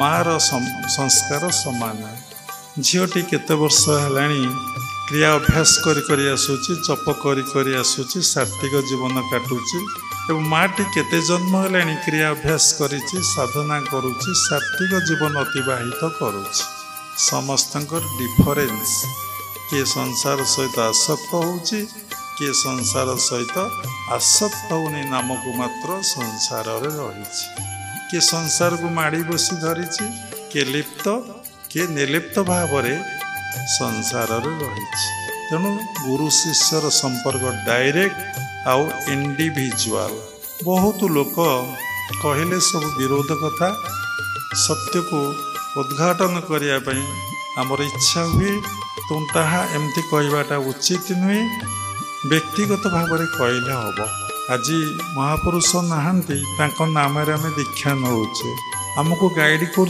महापुरुष ना तांकर प्रतिनिधि महापुरुष चेतना को तांको प्रतिनिधि कौन के जाइपारे संस्कार कौन के समान जे जेतिकी स्तर को जाइए से लेवुलर कथा से कहब जदि से कथा गुरुदेव जो लेवल को जाइए से कथा से कहीपर कि बुझीपार भूल बोली से कहीदेव कारण ताकू से ग्रहण करें तेणु मो मतरे गुरु शिष्यर संपर्क होची नित्य सत्य शाश्वत एवं प्रत्येक एवं इंडिविजुअल आ गुरु ग्रहण करिया पूर्व भल कि गुरु को ग्रहण करिया पूर्व गुरु को भल कि परीक्षा करिवार अछि शास्त्र अध्ययन करिवे गीता भागवत रे गुरुंकर लक्षण लेखा अछि सत्संग रे साधु को पाखरे बसी गुरुंक विषय भल कि ज्ञान लाभ करिवे तापर गुरु ग्रहण करवाटा उचित जदि भूल वशत गुरु ग्रहण हो जाइए दीक्षा ग्रहण हो जाइए पिला कौन से सप्तम श्रेणी पाठ पढ़ुथब आ कौन अष्टम को जीव ना आ कौन नवम को जीव नहीं दशम को जीव नहीं एवं एकादश ना +2 हो जाइए आ कौन +2 को जीव ना से प्रथम पाहाचरे ओ आमर मो गुरु मते मड़ई देइचंदी आउ को गुरु पाखु जीवी ना शास्त्र लेखा अच्छे मधु लब्धा जथा भृंगु पुष्प पुष्पांतर वर्जित ज्ञान लब्धा तथा शिष्य गुरु गुर्बांतर वर्जित क्या असम्मान करेंगे ना क्या गाली देवे ना क्या खराब कथा कहे ना क्या मन में दुख जंत्रणा कष्ट देवे ना किए ज्ञान अच्छी किए अज्ञान अच्छी किए आत्मा को उपलब्धि किए उपलब्धि करि किए भगवान हो जाइए किए जीवात्मा ही रही जाइए किए परमात्मा ही जाइए कार भितर केमिति प्रकाश्य से कथा से जानती आउ जे साधक से भी जाने तेणु कहीं आमे कहानी को किसी कहवा ना कौन पाई ना समस्ते भगवान समस्ते ईश्वर जी जो कर्म करुचे से फल भगवान को द्वार देश मिल सेठी क्या क्षमा प्रार्थना ना से कर्म आपण को भोग करी को पड़ो ताहले मन रे प्रश्न उठे मु कहीं ईश्वर को डाकबी मत मो कर्म फल भोग करिया पड़ुची जा हबार अच्छी मु कहीं भगवान को डाकबी देखंतु कर्मफल लाघव हबार सूत्र भगवान अष्टादश अध्याय मुख्य जोगरे कहीदे आपण ताको पालन करें तो डॉक्टर पाखु गले डॉक्टर गोटे सुंदर औषधटीए देले कहले ये औषधटी खाइले ଆପଣଙ୍କର ଡାଇବେଟିସ୍ଟି ଭଲ ହେଇଯିବ କି କ୍ୟାନ୍ସର ଭଲ ହେଇଯିବ। ଆପଣ ଯଦି ସେ ଔଷଧଟିକୁ ଖାଇଲେ ନାହିଁ, ଯେତେ ଡକ୍ଟରକୁ ମୁଣ୍ଡିଆ ମାରିଲେ, ଡକ୍ଟରକୁ ସମ୍ମାନ ଦେଲେ, ଭକ୍ତି କଲେ, ଆପଣଙ୍କର ବ୍ୟାଧି ଭଲ ହେଇଯିବ। ସେଇଭଳି ଭଗବାନ କହିଛନ୍ତି ସର୍ବଧର୍ମାନଂ ପରିତ୍ୟଜ ମାମେକ ଶରଣଂ ଭଜ ଅହଂ ତ୍ୱଂ ସର୍ବ ପାପେଭ୍ୟ ମୋକ୍ଷଂ ମାଂ ଶୁଚ। ଏଇ ଶ୍ଲୋକକୁ ବୁଝେଇ ଦେଲେ ସମସ୍ତ ଗୀତାର ଅର୍ଥକୁ ଆପଣ ବୁଝିପାରିବେ ଆଉ ଜୀବନକୁ ସରସ ସୁନ୍ଦର କରି ଗଢ଼ି ତୋଳିବେ। ଏ ଭବସାଗରରୁ ଆପଣ ଉଦ୍ଧାର ହେବେ। ଆପଣଙ୍କୁ ଯେତେ ପାପ କରିଛନ୍ତି ଏ ଜୀବନରେ ଆଉ ଜନ୍ମ ଜନ୍ମାନ୍ତରରେ ସମସ୍ତ ପାପ ସମସ୍ତ ପୁଣ୍ୟ ସବୁ କ୍ଷୟ ହେଇଯିବ। ତେଣୁ ସର୍ବଧର୍ମାନଂ ପରିତ୍ୟଜ ଶବ୍ଦର ଅର୍ଥ ଆମେ ଅଳ୍ପ ଟିକେ କହିବୁ, ତାପରେ ଦଶ ହାତେ ଜପ ଚାଲିଛି, କଥା ରହିଯାଇଛି। ସବୁଠୁ କ'ଣ ହେଲା, ଦିନେ ଆଖି ବନ୍ଦ କରି ଦୃଢ଼େ ତରନ୍ତି ମୁଢ଼େ ତରନ୍ତି ମଝି ମଝିଆ ବୁଡ଼ି ମରନ୍ତି। ତେଣୁ ଏ କଥାର ଅର୍ଥ ଆପଣ ବୁଝିପାରୁଛନ୍ତି। ସବୁଠୁ କ'ଣ ହେଲା, ଦଶ ହାତେ ପଳେଇ ଆସିଲା। ଯେମିତି ଦଶ ହାତେ ପଳେଇ ଆସିଲା, ଏ ସାଷ୍ଟାଙ୍ଗ ପ୍ରଣାମ କଲେ। ସେ ସବୁଠୁ ଦେଖି ବହୁତ ଆନନ୍ଦ, ଯେମିତି ଆମେ ଜଗନ୍ନାଥଙ୍କୁ ଦର୍ଶନ କଲେ କି ରାଧାକୃଷ୍ଣଙ୍କୁ ଦର୍ଶନ କଲେ କି ଗୁରୁଙ୍କୁ ଦର୍ଶନ କଲେ, କେତେ କି ପ୍ରଭୁ ଶ୍ରୀରାମଙ୍କୁ ଦର୍ଶନ କଲେ, କେତେ ମନରେ ଗୋଟେ ଶାନ୍ତି ଆଉ ଆନନ୍ଦ ପଳେଇ ଆସେ। କେତେ ଭଲ ଲାଗେ କିଛି ସମୟ ପାଇଁ। ଯାହାର ଯେତିକି ସୁସଂସ୍କାର ତାକୁ ସେତିକି ସମୟ ଭଲ ଲାଗେ। ଯେ ଦେବତାକୁ ଦର୍ଶନ କରିବ, କେତେ ଆନନ୍ଦ, କେତେ ପ୍ରେମ। ତେଣୁ ବହୁତ ଖୁସି ହେଇଗଲା। ଆଉ ଦିନେ ଗୁରୁଦେବ କହିଲେ ମୋତେ ଟିକେ ଡଙ୍ଗା ପାରି କର। ହେଲା ଗୁରୁଦେବ ଆଗ ସାଷ୍ଟାଙ୍ଗ ପ୍ରଣାମ କରି ଯାହା ପଇସା ପତ୍ର ଥିଲା ଦକ୍ଷିଣା ରୂପରେ ଦେଲା। ଗୁରୁଦେବ କହିଲେ କାହିଁକି ଏତେ ଖୁସି, କାହିଁକି ଏତେ ଆନନ୍ଦ? ସଂଖ୍ୟ ପରେ ଆମେ କହିବୁ, ଗପ କହିବାକୁ ଆମକୁ ଭଲ ଲାଗେନି। ସେଇଠୁ କହିଲେ ମୁଁ 10 ହାତକୁ ଦେଖିଛି। ଗୁରୁଦେବ କହିଲେ ପାଗଳ ନା ବାଇଆ, 10 ହାତ କିଏ ଅଛି? କହିଲେ ଯଦି ଦେଖିଛୁ ନା, ଆଜ୍ଞା ମୁଁ ଦେଖିଛି। ସେ ତ ଯେମିତି 10 ହାତ କହୁଛି ତ ପ୍ରକଟ ହେଇଯାଉଛି। 10 ଭୁଜା ମା ଦୁର୍ଗା ପ୍ରକଟ ହେଉଛନ୍ତି। ତେଣୁ ବିଶ୍ୱାସରେ ତିଳେ ମାତ୍ର ସନ୍ଦେହ ନଥିଲା। ମୋ ଗୁରୁ କହିଛନ୍ତି ଏଇ ବିଷୟରେ କହିଲେ ଆମେ ରାତି ଆଜି ପାଇଯିବ। ଖାଲି ଯଦି ଏକ୍ଜାମ୍ପଲ୍ ଦେବ, 2-3ଟା ଛୋଟ ପଦେ ପଦେକେ ସାରିଦେବି। କହିଲେ ତୁ ଟିକେ ଡାକେ, ତୋ 10 ହାତ କେମିତି ଆସିବ ମୁଁ ଦେଖିବି, ତାପରେ ମୁଁ ଗଙ୍ଗା ପାରିବି। ଯାହା ନ ଦେଖିବ ବେନି ନୟନେ କରତେ ନ ଯିବ ଗୁରୁ ବଚନେ। ଏ କଥାର ବହୁତ ଅର୍ଥ। ଏ ଆଖିରେ କ'ଣ ଦେଖି ହୁଏ ପାପ ଚକ୍ଷୁରେ? ତୃତୀୟ ଆଇ ଖୋଲିଲେ ଦର୍ଶନ ହୁଏ। ତେଣୁ ଛାଡ଼ନ୍ତୁ, ଯେତେ ଡାକିଲେ ଆଉ 10 ହାତ ଆସିଲେ ନାହିଁ। କାନ୍ଦି ବୋବେଇ ଆଣ୍ଠିଏ। ଯିଏ 10 ହାତକୁ ଦେଖିଛି, ଅନେକ ଥର ଦର୍ଶନ କରିଛି, ଯେତେବେଳେ ଡାକିଛି ସେ ଆସିଛି।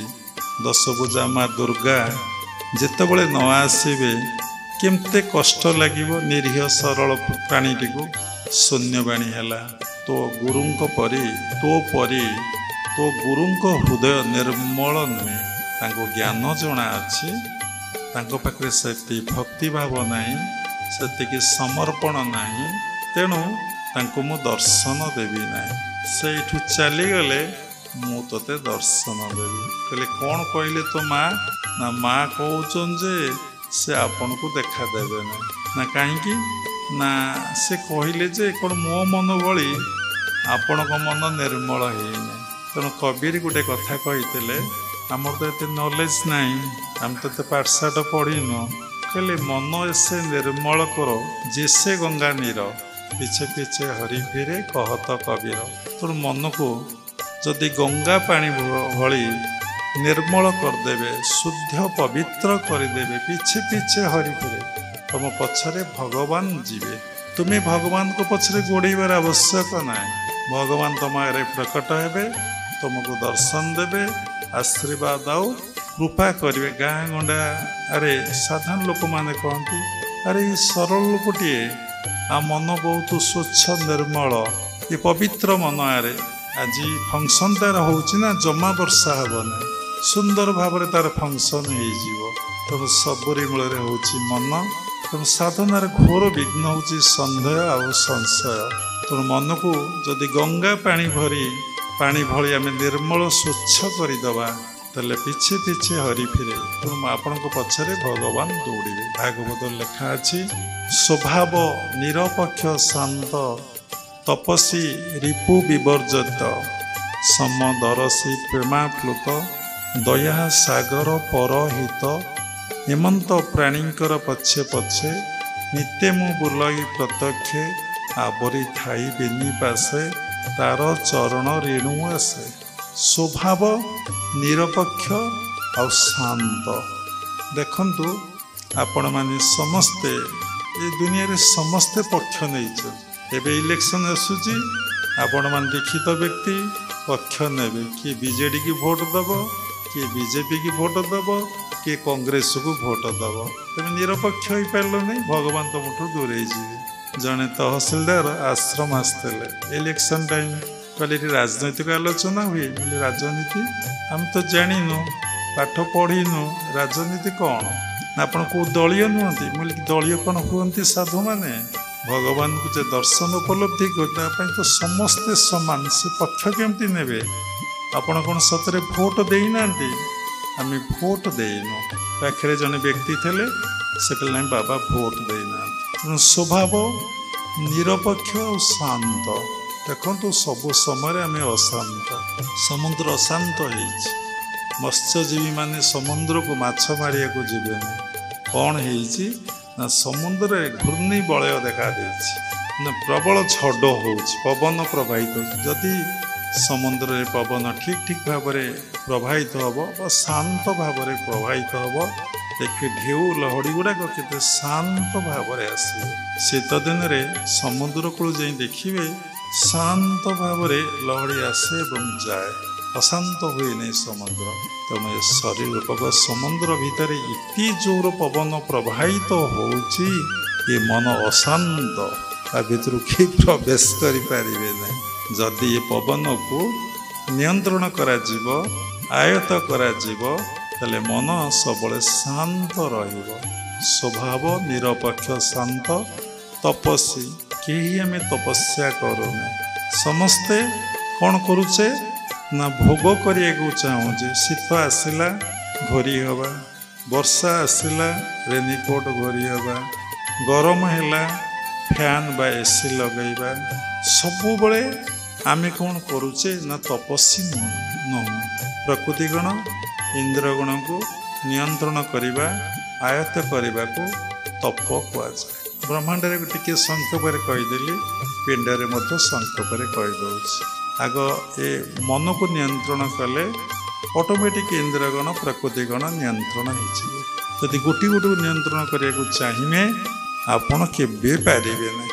ଗୋଟେ ଛୋଟିଆ ଏକ୍ଜାମ୍ପଲ୍, ଗୋଟେ ବିରାଟ ବଡ଼ ବିଲ୍ଡିଂରେ କି ଫ୍ୟାକ୍ଟ୍ରିରେ ସବୁଆଡ଼େ ମେସିନ୍ ଲାଗିଛି, ଆଉ ବଲ୍ ଲାଗିଛି, ଏସି ଲାଗିଛି, ଫ୍ୟାନ୍ ଲାଗିଛି। ଆପଣ କେତେ ସୁଇଚ୍ ମାରି ମାରିକା ଯିବେ, କିନ୍ତୁ ତାର ଗୋଟେ ମେନ୍ ସୁଇଚ୍ ଅଛି। ତ ସେ ମେନ୍ ସୁଇଚ୍କୁ ଆପଣ ବନ୍ଦ କରିଦେବେ, ସବୁ ବନ୍ଦ ହେଇଯିବ। ତେଣୁ ଯିଏ ତତ୍ତ୍ୱଦର୍ଶୀ ଗୁରୁ ସେ ଏତେ କଥା କହନ୍ତି ନାହିଁ, ସଂକ୍ଷେପରେ କଥା କହନ୍ତି, ଅଳ୍ପ କଥା କହନ୍ତି। କାରଣ କଳିଯୁଗ, ଅନ୍ନଗତ ପ୍ରାଣ, ଅଳ୍ପ ଆୟୁଷ, ବିଭିନ୍ନ ରୋଗଗ୍ରସ୍ତ, ବିଭିନ୍ନ ବାଧା ବିଘ୍ନ ପ୍ରତିବନ୍ଧକ। ତପସ୍ୟା କରିବାରେ କାହାରି ଇଚ୍ଛା ନାହିଁ। ଯେମିତି ଭୌତିକ ଜଗତରେ ସମସ୍ତେ ରାତାରାତି ବଡ଼ ଲୋକ ହେବା ପାଇଁ ଚାହୁଁଛନ୍ତି, ଏବେ ଗୋଟେ ସେଇଭଳି ପ୍ରହସନ ହେଇଯାଇଛି। ଆଧ୍ୟାତ୍ମିକ ଜଗତରେ ବିନା ସାଧନାରେ, ବିନା ତପସ୍ୟାରେ ଆମର କେମିତି ଈଶ୍ୱର ପ୍ରାପ୍ତି ଘଟିବ। ତାହେଲେ ମୁନି ଋଷିମାନେ ଓଇ ହୁଙ୍କା କ'ଣ ପାଇଁ ପାଲଟୁଥିଲେ? ହଜାର ହଜାର ବର୍ଷ କାହିଁ ତପସ୍ୟା କରୁଥିଲେ? ତାଙ୍କର ଅସ୍ଥି କାହିଁ ରହୁଥିଲା, ଆଉ କିଛି ରହୁନଥିଲା? କ'ଣ ସେ ସାଧନା? ଭଗବାନଙ୍କୁ ପ୍ରାପ୍ତି ହେବା କ'ଣ ଏତେ ଦୁର୍ଲଭ? କେହି ତପସ୍ୟା କରୁନାହାନ୍ତି। ଆଖି ଚାହୁଁଛି ଦେଖିବି, କାନ ଚାହୁଁଛି ଶୁଣିବି, ଚର୍ମ କହୁଛି ସ୍ପର୍ଶ କରିବି, ନାକ କହୁଛି ଗନ୍ଧ ନେବି, ଜିହ୍ୱା କହୁଛି ରସ ଆସ୍ୱାଦନ କରିବି। ପାଞ୍ଚଟି ଜ୍ଞାନେନ୍ଦ୍ର କଥା କହିବି, ପାଞ୍ଚଟି କର୍ମେନ୍ଦ୍ର କଥା ଅଛି। ପାଦ କହୁଛି ଚାଲିବି, ହାତ କହୁଛି କାମ କରିବି, ମଳଦ୍ୱାର କହୁଛି ଝାଡ଼ା ଫେରିବି, ଯୌନେନ୍ଦ୍ର କହୁଛି ପରିସ୍ରା କରିବି, ଉପଭୋଗ କରିବି, ପାଟି କହୁଛି ବକ୍ ବକ୍ ବକ୍ ବକ୍ ବକ୍ ବକ୍ କହିବି। ତେଣୁ ଆମେ କେହି ତପସ୍ୟା କରିବାକୁ ଇଚ୍ଛା କରୁନାହିଁ। କ୍ରିୟାଯୋଗ ପରମ୍ପରାରେ गोटे बड़ कथा कहु जोगस्स प्रथम द्वार बाक निरोध तो कई कथा कहना तेणु से आमको खेचरी मुद्रा शिखाई सब जुहा को ओल्टे जदि आप ऊपर तालुकार लगेबे 8टी उपकार मिल संक्षेप दु तीनोटी उपकार कहूँ समय ना अलरेडी 1 घंटा सरीगला घंटा 10 मिनिट तेणु आपणकर समस्त थॉट्स बा चिंता गुड़िक एक्सप्रेस हुए बाय टंग मन आउ जुहा द्वारा फास्ट है मन तार जुहा द्वारा मुझे कहया को चाहिए ना ताले जुहा कौन कह कि मुझे कहया को चाहूँगी जुहा कहूँ किए चाहूँगी ना मो मन चाहूँगी तेणु जुहा गोटा जो ओल्टे ऊपर तालुका लगेदेवे ताको खेचरी मुद्रा कह जाए जदि आप सब समय प्रैक्टिस करेंगे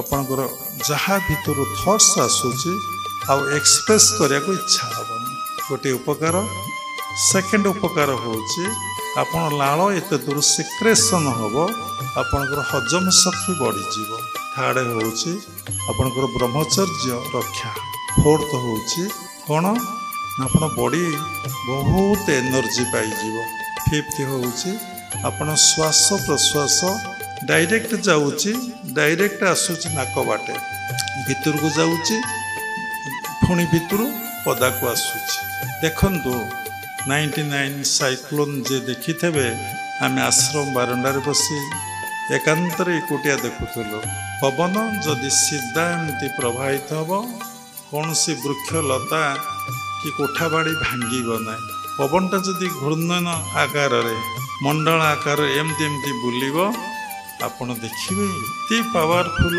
जिते जिते बड़ बिल्डिंग कोठा बाड़ी वृक्षलता सब भांगिकी चोरमार करद कौन शिखिले जो आम खेचरी मुद्रा करवा पवनटा आम भीतर को ईकार हो प्रवेश कर जो ईकार हो प्रवेश कर आम बॉडी एते एनर्जी पाइज इमाजिन बाहर गोटे कथार अनेक कथा साधनार विघ्न कौन बाबा आरंभ करते सबु कथा खंडिया किछि सरी नहीं तेणु स्वभाव निरपेक्ष शांत तपसी कहले गोटे एपिसोड कि 2-3टा एपिसोड रिपु विवर्जित देखंतु भितर रिपु है रिपु अर्थ शत्रु आम सबुबले समस्त दोषारोप करुचे समस्ते प्रति कथारे कहते से मोर शत्रु स्वामी स्त्री की भी कहले शत्रु बाप पुओ को कहला सी मोर शत्रु भाई भाई रे बेसी शत्रुता केस लगुच समस्त भय आजिकल जुगरे शत्रु उपर समस्त भय से मोर शत्रु के मित्र कहते जे सबरे भीतर ईश्वर सत्ता को उपलब्धि कर जीवन से कहारी को शत्रु कहीपर संक्षेप सरल कहीदेली समस्त को ईश्वर बोली भाव से क्या कहीपर शत्रु तेणु मनीषर 6टी रिपु अच्छी गोटे काम गोटे क्रोध गोटे लोभ गोटे मोह गोटे मद गोटे मात्सर्य तेणु प्रथम शत्रु है काम काम बोले मनीषर कामना काम बोले तार सेक्स डिजायर आम साधारणतः काम कहले सेक्स डिजायर को बुझुचे काम बोले कामना अनेक कामना आम भितर अच्छी जदि समस्त कामना को मारिदबा ताले क्रोध पलैब काम क्रोध लोभ पलैब मोह पलैब मद भाव पलैब मात्सर्य भाव पलैब एक क्या जना तेणु कामनाटा केमिति मरिब 6टी रिपु फास्ट हूँ कामना जे आमर गोटे शत्रु आम एक जाना कामना आसिले केते जे आनंद कोठा करी गाड़ी चढ़ी पाठ पढ़ी चाकरी करी टंका रोजगार करी बिल्डिंग करी टंका डिपोजिट करी किते अनंत कामना कही हेना जे कामना को मारिदेवे क्रोध मरीज लोभ मरीज मोह मरीज मद मरीज मात्सर्य मरीज तेणु आमर रिपुगुण हेले 6टी रिपु तेणु आमे ये 6टी रिपु विषय भल कि सचेतन आम नौ जदि आम जाचे अलग लोक पर आम दोषारोप केमी करुचे ତେଣୁ ଆମ ଭିତରେ ଜଣଙ୍କ ଭିତରେ କାମ ଚିନ୍ତା ଅଛି, ପ୍ରଶ୍ନ ଉଠେ, ଆଉ ଜଣ ଭିତରେ କାମ ଚିନ୍ତା ନାହିଁ। ପୁଣି ପ୍ରଶ୍ନ ଉଠେ, କାହା ଭିତରେ ସତ୍ କାମନା ଅଛି, କାହା ଭିତରେ ଅସତ୍ କାମନା ରହିଛି। ସତ୍ କାମନା କେବଳ ଈଶ୍ୱର ଚିନ୍ତା ବ୍ୟତୀତ କୌଣସି ଚିନ୍ତା ନାହିଁ, କେବଳ ଭଗବତ ଚିନ୍ତା।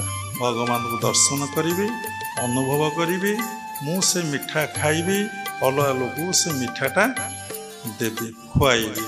ମୁଁ ରସକୁ ଆସ୍ୱାଦନ କରିବି, ଅଲଗା ଲୋକକୁ ସେ ରସ ଆସ୍ୱାଦନ କରିବାକୁ ଦେବି। ମନରେ ପ୍ରଶ୍ନ ଉଠେ, କହିବି କାହାକୁ, ଶୁଣିବ କିଏ? କହିବି କାହାକୁ, ଶୁଣିବ କିଏ? ଯିଏ କହୁଛି ସିଏ ହିଁ ଶୁଣୁଛି। କହିବି କାହାକୁ, ଶୁଣିବ କିଏ? ଯଦି ଜଣେ ବ୍ରହ୍ମଦର୍ଶୀ ତତ୍ତ୍ୱଦର୍ଶୀ ଯଦି ଆତ୍ମାରେ ପରମାତ୍ମାଠାରେ ଅବସ୍ଥାପନ କରିଥାଏ, ସେ ଦେଖିବ ସମସ୍ତେ ଭଗବାନ। ଏଭ୍ରିଥିଙ୍ଗ ଇଜ୍ ଗଡ୍, ଈଶ୍ୱର ସର୍ବଭୂତାନାଂ। ସେ କହିବ କାହାକୁ? ସେ କାହାକୁ କହିବ? କିଏ ବା ଶୁଣିବ? ଯିଏ ଶୁଣିବ ସିଏ ହେଉଛି ସେ, ଯିଏ ଶୁଣୁଛି ସିଏ ହେଉଛି ସେ, ଯିଏ କହୁଛି ସେ, ଯିଏ ଶୁଣୁଛି ସେ। ଏଇ ବୋଧ ଆମମାନଙ୍କର ଆସିଲାଣି, ପ୍ରବଚିକାମାନଙ୍କର ଏଇ ବୋଧ ଆସିଛି। କହିବି କାହାକୁ, କିଏ ବା ଶୁଣିବ? ଯିଏ କହୁଛି ସିଏ ହିଁ ଶୁଣୁଛି। କେତେ ବଡ଼ କଥା! ତେଣୁ ମଣିଷ ଭିତରେ କାମନା କେମିତି ମରିବ? ଗୋଟିଏ କଥା ଆମେ କରିଦେଲେ ସବୁ କଥା ଆମର ଠିକ୍। କାମନା ମନରେ ଆସେ, ବାସନାରୁ କାମନାର ସୃଷ୍ଟି। କାମନା ଅଛି ସୂକ୍ଷ୍ମ ଶରୀରରେ, ବାସନା ଅଛି କାରଣ ଶରୀରରେ।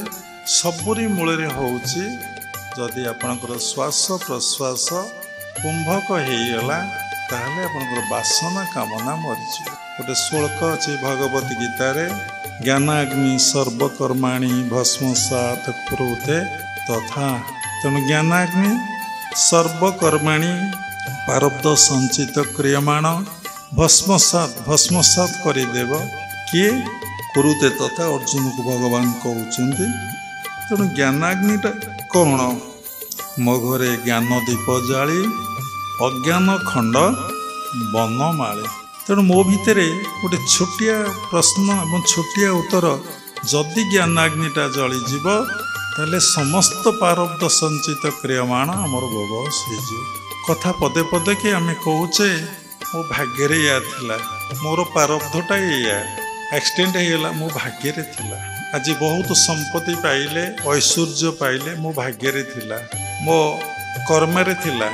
ଦୁଇ ପ୍ରକାର କଥା ଲୋକ କହୁଛନ୍ତି, କର୍ମରୁ ହିଁ ଭାଗ୍ୟ।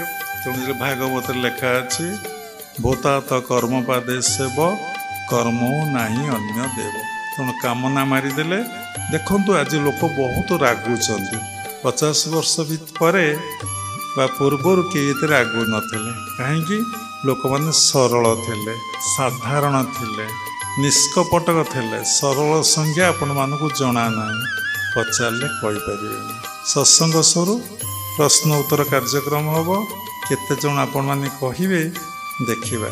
ସରଳ ଅର୍ଥ, ଯାହାର ଭିତର ଆଉ ବାହାର ସମାନ।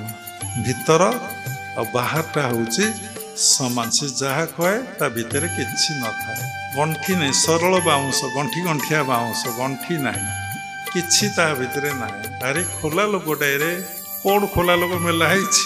ତେଣୁ କ୍ରୋଧ ଆସୁଛି ଆମମାନଙ୍କର ଏବେ ବେଶୀ ସମସ୍ତଙ୍କର।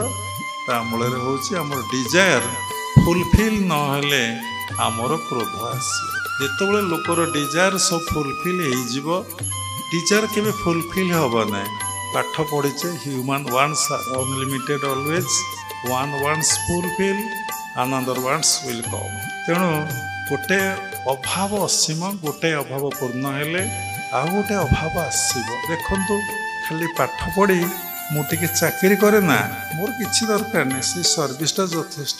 ଯିଏ ଏମିତି ଚାକିରି ବାପା ହେଇଯାଇଛି କିନ୍ତୁ ଗୋଟେ ସୁନ୍ଦରିଆ ସ୍ତ୍ରୀଟେ ବାହା, ଅସୁନ୍ଦର ନାହିଁ, ସୁନ୍ଦରିଆ, ପାଠ ପଢ଼ିଥିବ, ଶିକ୍ଷିତ ହୋଇଥିବ, ମୁଁ ତାକୁ ମ୍ୟାରେଜ କରିବି।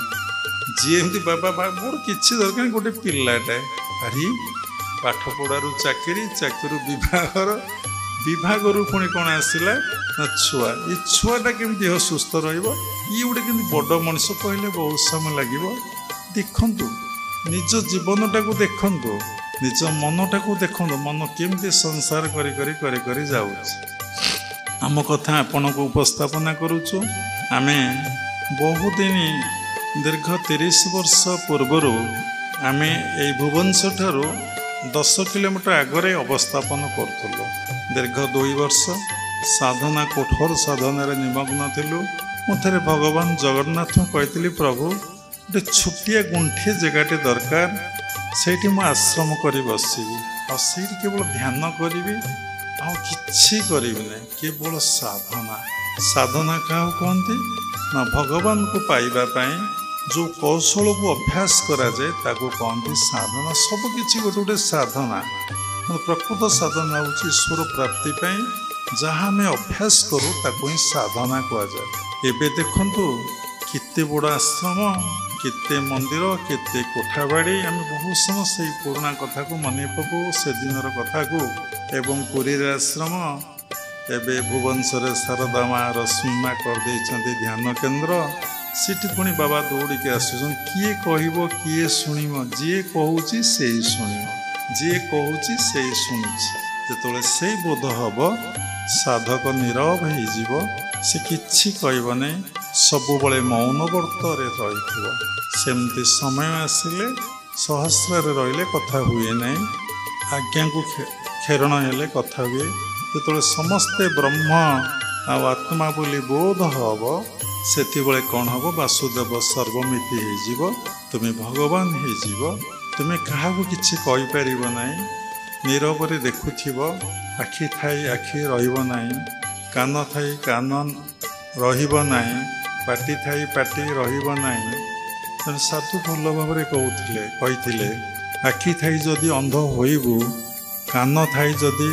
काल होइबु पाटी थाई जदि मुख होइबु तेबे प्रभु लीला किछि किछि बुझिबु किछि किछि बुझिबु आखि थाई कि अंध होइबु कान थाई कि काल होइबु पाटी थाई कि मुख होइबु तेबे तू प्रभु लीला किछि किछि किछि बुझिबु माने पूर्ण मात्रा बुझिया कथा कहलेनि किछि किछि बुझिबु आमे टिके जदि हरिकृष्ण कथा शुणिले टिके गीत बोलिले अरे बापा बड़ प्रवचक प्रवचिका हेले स्टेज पर बसिले हरिकृष्ण कथा कहले आमे भावुचे आम तो भगवान आउ कौन किए भगवान अच्छी मु एते कथा जानी मु एते कथा शिखी मु सुंदर गीत बोली पारुची प्रवचन दे पारुची छोटिया कथाटे गाँ गंडा तो कान धइले तो बापा ना तो ना कहीपर सतरे जदि कान को धरा जाए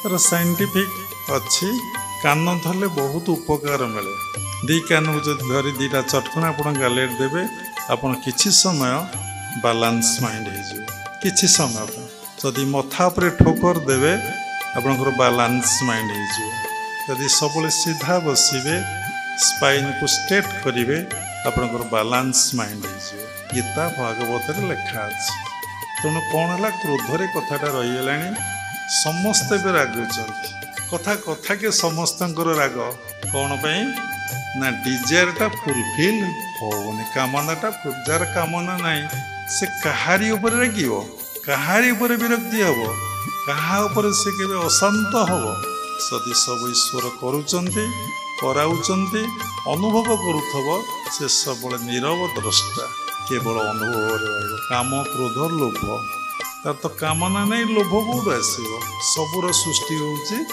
कामनारू तार लोभ कहीं आसो यहाँ नेबी सहीटा नेबी सहीटा नेबी यहाँ नेबी कहीं आस भल गाड़ीटे देखला किणती जगटे देखिले किणती घरटे करती लोभ आसूची काम क्रोध लोभ मोह जदि ताकू नहला ए जगटा न किनले मु रही पारि ना ए गाड़ी न किनले मु रही पारि एसीटे न लगेले मु रही पारि ना मोहग्रस्त होगा मद पीले मद पीबार नहीं मद पीले मु सब जाने कई किसी जानते ना आश्चर्य बोले हाँ से बाबा जनक इनोवा जाऊँच से जन एमती गाड़ी किणी से एत बड़ लोक एत ऐश्वर्यर अधिकारी ये हूँ आश्चर्य छाड़ू ये व्याख्या हो पार समय ना काम क्रोध लोभ मोह मद आश्चर्य टे संक्षेप कहीदेली तेणु साधनार କରିବା ପାଇଁ ଆମର ସେତିକି ତପସ୍ୟା ନାହିଁ। ଯେ ନର ତପ ଆଚରନ୍ତି ଦେବେ ତାଙ୍କ ବିଘ୍ନ ଚିନ୍ତନ, ମାୟାରେ କରି ଅଙ୍ଗ ସଙ୍ଗ ତପ କରନ୍ତି ତାର ଭଙ୍ଗ। ତେଣୁ ଦେବତାମାନେ ବିଘ୍ନ କରିବେ, ମାନବମାନେ କ'ଣ ବିଘ୍ନ ନ କରିବେ? ଅନେକ ବିଘ୍ନ କରିବେ। ତୁମେ ଯଦି ଭଗବାନ ପାଖରେ ନିଜକୁ ସମର୍ପଣ କରିଦେବ, ତାଙ୍କ ଜପରେ ଧ୍ୟାନରେ ତାଙ୍କରି ସେବା ପୂଜାରେ ସମ୍ପୂର୍ଣ୍ଣ ନିମଗ୍ନ ରହିବ, ସମସ୍ତ ବିଘ୍ନ ଯେମିତି ମୁନି ଋଷିଠାରୁ ଅପସରି ଯାଏ, ସେଭଳି ସମସ୍ତ ବିଘ୍ନ ତମଠାରୁ ଅପସରି ଯିବ। ଦେଖନ୍ତୁ ଭକ୍ତ ପ୍ରହ୍ଲାଦକୁ କେତେ ଦୁଃଖ କଷ୍ଟ ଯନ୍ତ୍ରଣା ଦିଆଯାଇଛି। ସେ କେଉଁଥିରେ ବିଚଳିତ ହେଇଛନ୍ତି? କେହି ପଢ଼ିଛ? କେହି ଶୁଣିଛ? କାହିଁକି ନା ଭଗବାନଙ୍କ ଉପରେ ମାନେ ତାଙ୍କର ଏତେ ଅଚଳା ବିଶ୍ୱାସ ଭକ୍ତି ଥିଲା। ପ୍ରଭୁ ହିଁ ସବୁକିଛି। ଆଉ ସେଇ ପ୍ରଭୁ ଏତେ ବିଭିନ୍ନ ରୂପରେ ଆସିକି ପରୀକ୍ଷା କରୁଛନ୍ତି ତାଙ୍କ ପାଖରେ କେତେ ଦୃଢ଼ତା ଅଛି, କେତେ ବିଶ୍ୱାସ ଅଛି, କେତେ ଆମର ଭକ୍ତି ରହିଛି। ଆମର ଏ ଭାବ ଆସିବ, ହଜାରେ ବିଚାର ଆସିବ। କିଏ କ'ଣ ଟିକେ କରିଦେଲେ, କିଏ କ'ଣ ଟିକେ କହିଦେଲେ, କିଏ କ'ଣ ଟିକେ ଚୁମୁଟି ଦେଲେ, ସେଇ ଯେ ସେ କଥା ବୋଧ ହେବ ନାହିଁ। ସେଇ ଯେ ସେ କଥା ବୋଧ ହେବନି। ଆରେ ସେ ତ ଗୋବିନ୍ଦ ଏତେ କାମ କରିଛି, ସେ ରାମ ଏତେ କାମ କରିଛି, ସେ କୃଷ୍ଣ ଏତେ କାମ, କନ୍ୟା ଭାଇ ଏତେ କାମ କରିଛି, ଏ ବୋଧ ହେବ ନାହିଁ। ବୋଧ ହେବ ସେ ବ୍ୟକ୍ତି ଜଣକ ମୋର ଏହା କଲା। ତେଣୁ ଭାଗବତରେ ଗୋଟେ ପଦ ଅଛି, ତୁ ଯେବେ ଏକ ଭାବେ ଭାବୁ ଏ ଘୋର ସଂସାର ତରିବୁ। ଯଦି ତୁ ଭବସାଗରରୁ ତରିବାକୁ ଚାହୁଁଛୁ, ଏ ଭବରୂପକ ରୋଗରୁ ତରିବାକୁ ଚାହୁଁଛୁ, ଭବରୋଗରୁ ଉଦ୍ଧାର ପାଇବାକୁ ଚାହୁଁଛୁ, ତାହେଲେ ତୁ ଏକ ଭାବେ। କ'ଣ ଏକ ଭାବେ? ନା ସମସ୍ତେ ଭଗବାନ। ଏ ଚିନ୍ତା କେମିତି ହେବ? ଶାସ୍ତ୍ର ଲେଖା ହେଇଛି, ଆପଣମାନେ ପଢ଼ିଛନ୍ତି, ବାବା ପଢ଼ିଛନ୍ତି, ଉପସ୍ଥାପନା କରୁଛନ୍ତି। କେମିତି ହେବ? ସାଧନା କଲେ ତମ ଭିତରେ ଜୀବର ଅଳପ ଶକତି, ସତେ ଯୁବତୀ ଏକଇ ପତି। ଏ ଜୀବର ଅଳପ ଶକତି, ସତେ ଯୁବତୀ, 100ଟା ଯୁବତୀ ଏକଇ ପତି। ଯେତେବେଳେ ସମସ୍ତଙ୍କୁ ତୁ ଏକ କରିଦେଇପାରିବୁ, ସବୁ ତୁମେ, ଆଖି ତୁମେ, ପାଟି ତୁମେ, କାନ ତୁମେ, ମଳଦ୍ୱାର ତୁମେ, ଯୌନେନ୍ଦ୍ର ତୁମେ, ଏବଂ ନେଗେଟିଭ ତୁମେ, ପଜିଟିଭ ତୁମେ, ସକାରାତ୍ମକ ତୁମେ, ନକାରାତ୍ମକ ତୁମେ, ତୁମେ ନାରୀ, ତୁମେ ପୁରୁଷ, ତୁମେ ଛୁଆ, ତୁମେ ପିଲା, ସବୁ ତୁମେ ଯଦି ଏକ ଭାବେ ଭାବୁ, ଏ ଘୋର ସଂସାର ତରିବୁ। ତେଣୁ ଆମେ ସାଧନା କଲାବେଳେ ଅନେକ ବିଘ୍ନ ଆସିବ। ଦେଖନ୍ତୁ, ଫାଷ୍ଟ ଯଦି ସାଧନା କରିବେ, ଆପଣଙ୍କର ଫାଷ୍ଟ କ'ଣ ହେବ? ନା ପ୍ରାରବ୍ଧ ଖଣ୍ଡନ ହେବ। ପ୍ରାରବ୍ଧ କହିଲେ ଯେଉଁ କର୍ମ ଆପଣ କରିକି ଆସିଛନ୍ତି, ଯାହା ଆପଣଙ୍କ ଭିତରେ ଅଛି, ତା ଭୋଗ ହେବ। ବହୁତ ସାଧକ ସାଧିକା ସାଧନା କରନ୍ତୁ, ଆମର ସେ ଅନୁଭୂତି ଅନୁଭବ ଅଛି। ବିଭିନ୍ନ ପ୍ରକାର ନେଗେଟିଭ୍ ଥଟ୍ସ ଆସିବ। ମନ ଯଦି ଏନଗେଜମେଣ୍ଟ ରହିବ, ନେଗେଟିଭ୍ ଥଟ୍ସ ଆସିବନି। ସମସ୍ତଙ୍କର ଅନୁଭବ ଅଛି। ଯେମିତି ସମସ୍ତ କର୍ମରୁ ନିବୃତ୍ତ ହେଇକି ବସିଯିବେ ନା, ତାଣ୍ଡବ ଲୀଳା ଆରମ୍ଭ କରିବ। ଘୂର୍ଣ୍ଣି ବାତ୍ୟା, ଘୂର୍ଣ୍ଣି ପ୍ରବଳୟ ଉଠା ପକା କରିବ। ଦେଖନ୍ତୁ, ଆଖି ବୁଝିଛି, ଆଖି ମେଲା କରିଦେଉଛି, ଆଖି ବୁଝୁଛି, ଆଖି ମେଲା କରିଦେଉଛି। Watch your thoughts. କାହିଁ ଆଖି ବୁଝୁଛୁ, ପୁଣି ଆଖି ମେଲା କରିଦେଉଛୁ? କେତେ ଦିନ ସଂସାରକୁ ଦେଖିଲ? ଯଦି ଦେଖି ଦେଖି ଏ ମନ ତୃପ୍ତ ହେଉନି, ମାନେ ଅର୍ଥାତ୍ ମନ ତ ଦେଖେ, ସବୁ କାମ କରେ, ସେ କର୍ମେନ୍ଦ୍ରିୟର କାମ କରେ, ଜ୍ଞାନେନ୍ଦ୍ରିୟର କାମ କରେ। ମନ ଏକୁଟିଆ 2ଟା ଇନ୍ଦ୍ରିୟର କାମ କରେ। ମନ ଆଖି ଦ୍ୱାରା ହିଁ ଦେଖୁଛି। ମନକୁ ନଅଣ୍ଟେ ବିତ, କାନକୁ ନଅଣ୍ଟେ କ'ଣ ଗୀତ। ଯେତେ ଭଜନ ଶୁଣିଲେ ଭଜନ ଶୁଣିଲେ ଆଉ ଶୁଣିବି ନାହିଁ, ଯେତେ କଥା ଶୁଣିଲେ ମୋ କାନ କହୁଛି ମୁଁ ଆଉ ଶୁଣିବି ନାହିଁ। ତେଣୁ ଏତେ ଦେଖିଲା ପରେ କାହିଁକି ତୁ ପୁଣି ଧ୍ୟାନରେ ବସୁଛୁ? ଘଣ୍ଟାଟେ ବସିପାରିଲୁ ନାହିଁ? ଏତେ ଦିନ ସାରା ସଂସାରକୁ ଦେଖିଲୁ, କ'ଣ ଦେଖିଲୁ? ଭଗବାନଙ୍କର ବିଭୂତି କି ଦେଖିଲୁ? ଭଗବାନଙ୍କୁ ଦେଖିଛୁ କି? ଭଗବାନଙ୍କୁ ଦେଖିବା ପାଇଁ ପ୍ରୟାସ କରୁଛୁ। ସେ ପ୍ରୟାସ ଭିତରେ ପୁଣି ତୁ ଆଖି ଖୋଲି ଦେଉଛୁ। ପୁଣି ବହୁତ ସାଧକ ସାଧିକା ଉଠି ପଳେଇବେ। ଉଠେଇ ତ ଦେବ କିଏ? ବସେଇ ତ ଦେବ ନାହିଁ। ଆଉ ଏସି ଲଗାଅ, ଯାହା କର, ଏକୁଟିଆ ବସିବ, କେହି ରହିବେ ନାହିଁ। ଦେଖିବ ତମ ଭିତରେ ଭୂତ ଅଛି, ସ୍ୱର୍ଗ ଅଛି, କି ନର୍କ ଅଛି, କି ଦେବତା ଅଛନ୍ତି, ତୁମେ ଜାଣିପାରିବ। से तो कहीं ना ये सब चिंता कौट आइला all thoughts are coming from in your not outside always सब चिंता भीतर आसूची किछि बाहर आसु नहीं जदि भितरे नहीं बाहरे नहीं जदि भितरे अच्छी बाहरे अच्छी गोटे छोट एग्जांपल टे दौची मद बिक्री होड़ मद खाइबार स्पृहा ना जिते मद देखिले आपण मद कथा भीतर किसी आकर्षण सृष्टि करुचे कि पीवा को इच्छा होउची कि से विषय ध्यान कले मन पड़ुची कहीं मद विषय मो चित्तरे नहीं जोग चित्तवृत्ति निरोध मो योगाभ्यास करुची समस्त वृत्ति को निरोध करने मो भीतर नहीं आसो कौटू मो कहार संस्कार केमिति माछ खाइबार इच्छा ना माछ कौन आम खाइनु जानिनु जिते माछ देखिले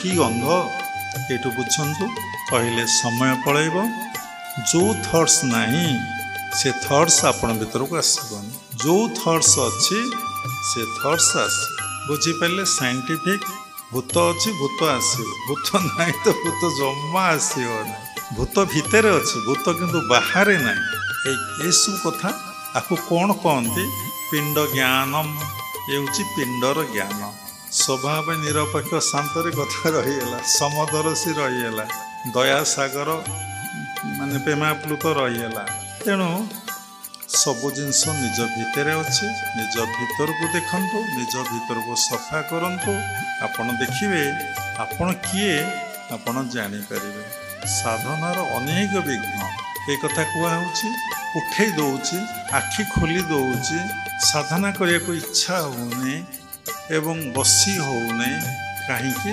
आमर कर्मफल सेमती अच्छे जड़े माँ राउरकेला आम पाखु दीक्षा ने से 3 दिन तले आमको फोन कर कहते बाबा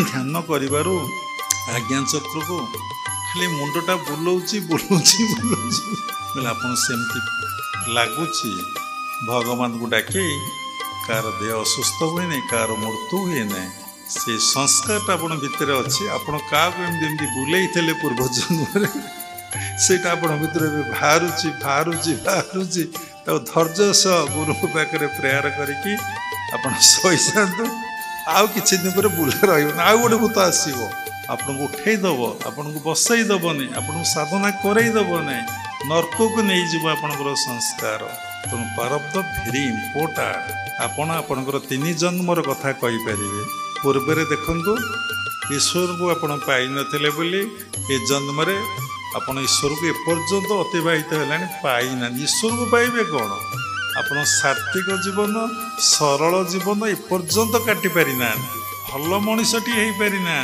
आप ईश्वर को पाइबा तो बहुत ऊर्ध्वर कथा तापर पूर्व जन्म जन्म जन्मांतरे आप साधु ही नथिले बोली ए जन्म साधु एपर्यंत हो पारि ना जदि ए जन्म साधु होना ए जन्म जब ईश्वर को पाइले ना आगामी जन्म आप ईश्वर को पाइपर ना कारण ये जो संस्कार नहीं कि जीवे जो बीज सब कर्म कर स्टोर कर पुणी से बाहर करेंगे ना अलग बाहर करेंगे आपण ब्याग्रे एवं जी टंका नहीं आश्रम को आसी से टंका बाहर करेंगे ना अलग टंका बाहर कर जी जिनस ब्रश आनी पेस्ट आनी मेडिसिन आनी जहाँ आनी सब से बाहर करेंगे तेणु निजक फल पिंड ज्ञान है आपणकर कौन हम ना आत्मज्ञानर अधिकारी निजक जानतु जाणिमा अर्थटा यहाँ अनेक कथा अच्छे तेणु साधना कले अनेक प्रकार किछि दिन साधना कला परे मनरे जश सम्मान प्रतिष्ठा लालसा आसो प्रतिष्ठा लालसा गोटे साधनार घोर विघ्न लोक मते चिन्हतु लोक मते जानतु लोक मो बेकर फूलमाल पकातु लोक मते ठाकुर कहतु महापुरुष कहतु अवतार पुरुष को ओह मन जे केते खुशी कहले बोले न सरे तेणु से मनटार स्थिति कौटी शरीर भितर जदि साधक को पचरा जाए से कहीपर मनर स्थितिटा कौटी एवं से कहीपर नहीं ये मन को केमिति आयत्त करा जाए से कहीपर नहीं ये मन को केमिति नियंत्रण करा जाए पारे से कहीपर नहीं ये मन कौ दिन सुमन रे परिणत हम 5टा मन ମନ, କୁମନ, ସୁମନ, ବିମନ, ଅମନ। ଦିଟା ତିନିଟା ମନ ସମସ୍ତଙ୍କର ଅଛି। କୁମନ, ବିମନ, ଆଉ ଗୋଟେ କ'ଣ ମନ। କେଉଁଦିନ ମନ ସୁମନ ହେବ ଅମନ ହେବ କହିପାରିବନି। ସୁମନ ହେଲାଣି, ସୁମନ ଆରେ ମୋବଲ କର ଭଜନର ପଞ୍ଚଶାଖା ଆମର ଲେଖିନାହାନ୍ତି। ତେଣୁ ଏ ମନ ସୁମନ ହେଲାଣି। ତେଣୁ ଗୋଟିଏ କାମ ଯଦି କରିବେ, ମନ୍ତ୍ର ମୂଳଂ ଗୁରୁର ବାକ୍ୟ, ନା ମୋ ଗୁରୁଦେବ କହିଛନ୍ତି ମୁଁ ସାଧନା କରିବି। ଆପଣ ଦେଖନ୍ତୁ, ଯେଉଁମାନେ ଉଜ୍ଜୟିନୀ ଯାଇଛନ୍ତି ସେଠି ଆପଣ ସେ ଗୁମ୍ଫାକୁ ଯାଇଛନ୍ତି। କିଏ? ଭର୍ତ୍ତୃହରି ଯେଉଁଠି ତପସ୍ୟା କରୁଥିଲେ ସେ ଗୁମ୍ଫା ଭିତରେ ଆମେ ଯାଇଛୁ, ଦର୍ଶନ କରିଛୁ। ଇନ୍ଦ୍ର ବଜ୍ର ମାରିଲେ ସାଧନା ପିରିୟଡ଼ରେ, ସେମିତି ହାତ ଦେଖେଇ ଦେଇଛନ୍ତି। ସେ ଗୁମ୍ଫାରେ ଏମିତି ଚିହ୍ନ ରହିଯାଇଛି, ଆମେ ନିଜ ଆଖିରେ ଦେଖିକି ଆସିଛୁ। ଦେବତାଙ୍ଗ ବିଘ୍ନ ଚିନ୍ତନ ବିଭିନ୍ନ ଘରେ କହିବେ, ଆରେ କେଉଁ ବାବାଙ୍କ ପାଖକୁ ଯାଇଥିଲୁ, ଦୀକ୍ଷା ନେଇକି ଆସିଥିଲୁ, ମାଛ ମାଂସ ପିଆଜ ରସୁଣ ଛାଡ଼ିଲୁ, ସତରେ କ'ଣ ଭଗବାନ ମିଳିଯିବେ? କ'ଣ ଏମିତି ଡ୍ରେସ୍ ପିନ୍ଧିଲୁଣୁ, କ'ଣ ଏମିତି କଥାବାର୍ତ୍ତା କଲୁଣୁ?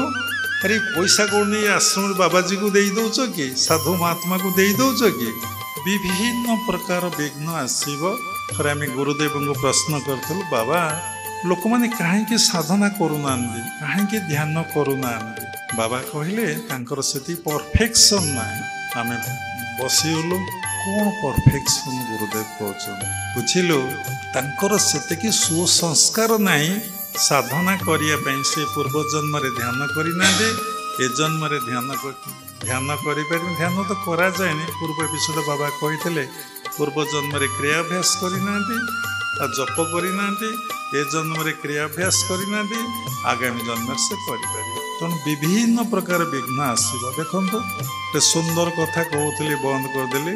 ଲୁଗାଟା ବହୁତ ମସିଆ ହେଇଛି, ଆପଣ ତାକୁ ସାବୁନ ମାରି ସଫା କଲେ କି ସର୍ଫରେ ସଫା କଲେ, ଫାଷ୍ଟ ମଳି ଫେଣ ଆସିବ ନା ଧଳା ଫେଣ ଆସିବ? ମଳି ଫେଣ ଆସିବ। ମଳି ଫେଣ ଅନେକ ଆସିଲା ପରେ ପୁଣି ସାବୁନ ମାରିଲେ, ସର୍ଫ ପକାଇଲେ କ'ଣ ହେବ ନା ଧଳା ଫେଣ ଆସିବ। ତେଣୁ ଆଉ ମାରିବା ଦରକାର ନାହିଁ। ଗୋଟେ ଦର୍ପଣ ଉପରେ ବହୁତ ମଳି ଜମି ଯାଇଛି, କ'ଣ ତା ଅର୍ଥ ଦର୍ପଣରେ ମୁହଁ ଦେଖିହେବନି? ଦେଖିହେବ। ଯଦି ମଳିକୁ ସଫା କରିଦେବେ ତାହେଲେ ଦର୍ପଣ ପରିଷ୍କାର ହେଇଯିବ, ଆପଣ ପ୍ରତିବିମ୍ବ ଆପଣ ଦେଖିପାରିବେ। ସେମିତି ମନରେ ଯେଉଁ ମଳି ଅଛି, କାମ, କ୍ରୋଧ, ଲୋଭ, ମୋହ, ମଦ, ମାତ୍ସର୍ଯ୍ୟକୁ ଯଦି ଆପଣ ପୋଡ଼ି ପାଉଁଶ କରିଦେବେ, ପୋଛିଦେବେ, ତାହେଲେ ଆପଣ ନିଜକୁ ଫିଲ୍ କରିବେ, ମୁଁ କିଏ, ମୁଁ କେଉଁଠି ଥିଲି, କେଉଁଠାକୁ ଆସିଛି, କେଉଁଠାକୁ ଯିବି, ମୋର କର୍ତ୍ତବ୍ୟ କର୍ମ କ'ଣ, ମୁଁ କ'ଣ କରିବାକୁ ଆସିଛି। ଯେପର୍ଯ୍ୟନ୍ତ ମନର ମଳି ଯାଇନାହିଁ, ମନରୁ କାମ, କ୍ରୋଧ, ଲୋଭ, ମୋହ, ମଦ, ମାତ୍ସର୍ଯ୍ୟ ଭାବନା ଭିତରୁ ଯାଇନାହିଁ, ଆପଣଙ୍କର କେତେବେଳେ ଆପଣ ନିଜକୁ ଚିହ୍ନି ପାରିବେ ନାହିଁ, ନିଜକୁ ଜାଣିପାରିବେ ନାହିଁ, ନିଜକୁ ଅନୁଭବ କରିପାରିବେ। ତେଣୁ କେଉଁଦିନ ଚିନ୍ତା କରନ୍ତୁ, ନିଜ ମନ ଭିତରୁ କାମ, କ୍ରୋଧ, ଲୋଭ, ମୋହ, ମଦ, ମାତ୍ସର୍ଯ୍ୟ ଯିବ। ତାର ଟେକ୍ନିକଟା କ'ଣ, ତାର କୌଶଳଟା କ'ଣ? କିଏ ଗୁରୁ ଜାଣିଛନ୍ତି? ସେ ଆଦର୍ଶ ଗୁରୁ ନା ଆଚାର୍ଯ୍ୟ ଗୁରୁ ନା ସଦଗୁରୁ ନା ତତ୍ତ୍ୱଗୁରୁ? ତେଣୁ ଦେଖନ୍ତୁ, ଅନେକ ଲୋକଙ୍କର ଅନେକ ପ୍ରଶ୍ନ ସତ୍ସଙ୍ଗ ଶୁଣିକି। ତେଣୁ ଯେତେବେଳେ ସାଧନା କରିବେ, ଆଗ ନେଗେଟିଭ୍ସ ତୁମ ଭିତରେ ପ୍ରବଳ ମାତ୍ରାରେ ବାହାରିବ, ତୁମ ମନକୁ ଅସ୍ଥିର କରିବ, ତୁମକୁ ଚଞ୍ଚଳ କରିବ, ତୁମକୁ ବହିର୍ମୁଖୀ କରିବ। ତେଣୁ ସବୁଟାକୁ ସହିଯାଇ ଧୈର୍ଯ୍ୟ ଧରି ତପସ୍ୟା ଯଦି ଆପଣ କରିବେ, ଦେଖିବେ ପୁଣି ସଫା ଫେଣ ଆସିବ। ବାବା ପୂର୍ବରୁ କହିଲେ, ଆଗ ପ୍ରାରବ୍ଧ ଭୋଗ ହେବ। ବେଶୀ ରୋଗଗ୍ରସ୍ତ ହେବ ସାଧନା କଲେ, ବେଶୀ ମନର ଚଞ୍ଚଳ ପ୍ରିଲିମିନାରୀ ଷ୍ଟେଜ୍ ହେବ, ବିଭିନ୍ନ ମାନ ଅପମାନ ପାଇବ, ବିଭିନ୍ନ ନିର୍ଯାତନା ସହିବ, ବିଭିନ୍ନ କ୍ରିଟିସାଇଜ୍ କମେଣ୍ଟର ସ୍ୱୀକାର କହୁଛି, କମେଣ୍ଟର ଶିକାର ହେବ।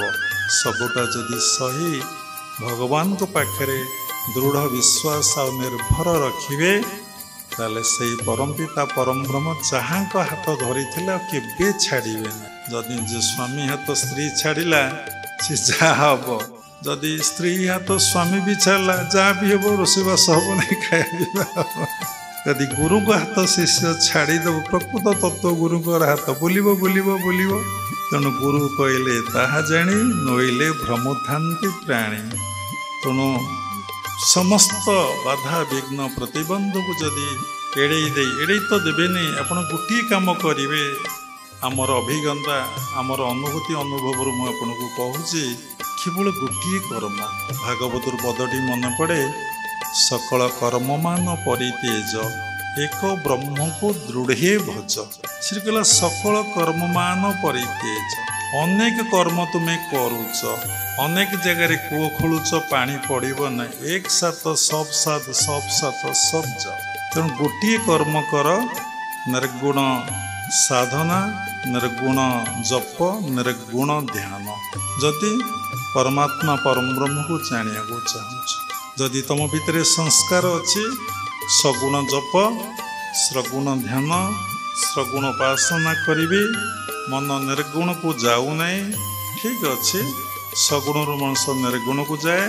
पुणी निर्गुण भगवान सगुण होता लीला करने जड़े साधु एवं बाबा पूर्वर कहले किए शुणिम किए कह जी शुणुची सी ही कहूँ जी कहूँ सी ही शुणुची केमती कथाटा को बुझे ईश्वर एक ना दुई ईश्वर एक से तो सबुरी भितर विद्यमान तेल किए क्या कहला किए क्या शुणिला आपण सुना विभिन्न अलंकार होइछि विभिन्न अलंकार माँ मैंने जानिछन आमे तो मूर्ख जानिनु ताऊ भांगीदेले से सुना सबुरी भितर जड़े भागवत लेखा अछि सकल देहे नारायण बसंती अनादि कारण सकल जीवे नरहरि बसई आत्मा रूप धरी सकल भूते बास मोर मो आत्मा जगत ईश्वर ईश्वर सर्वभूतानां हृदयेषु अर्जुन तिष्ठन्ति को लिखाई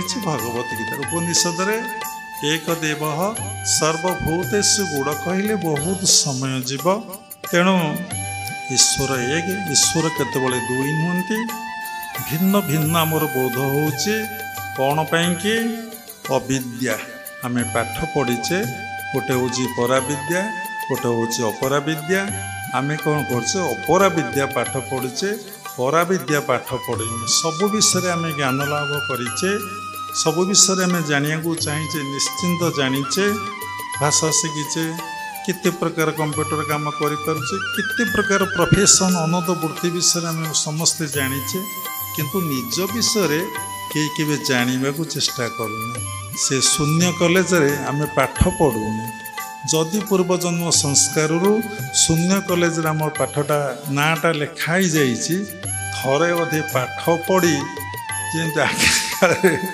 छोट पिला स्कूल चाटशाड़ी की जाऊे सार बाड़ौले आसी घरे हगी मुझे आंटी एवं से सिस्टम नहीं आउ बहु बाबू कांद आउ स्कूल को जीवी नहीं कि पाठ आउ पाठ पढ़ी नहीं से भली ये कॉलेज रे अवस्था हुए किए 3 घंटा बाबाजी पाखे बस शुणव आउ गंडे कौन खाया को मिल नाई अंटा पिटी कौन है हम ना जदि से पिला को बापा माँ बुझे कि स्नेह श्रद्धार नहीं बारंबार गुरुजी पाखे छाड़ी पाठ पढ़े किसी दिन पर से पिलार गोटे एभली अवस्था हम से कह ना मु स्कूल बंद कर जिते बापा माँ बंद कले से कह पाठ पढ़ा गुरुजी पाख से भली आपणकर मन पूर्वजन्मर संस्कार नहीं आप जावाक बंद करदेव विभिन्न प्रकार कौन करिके आड़ देखे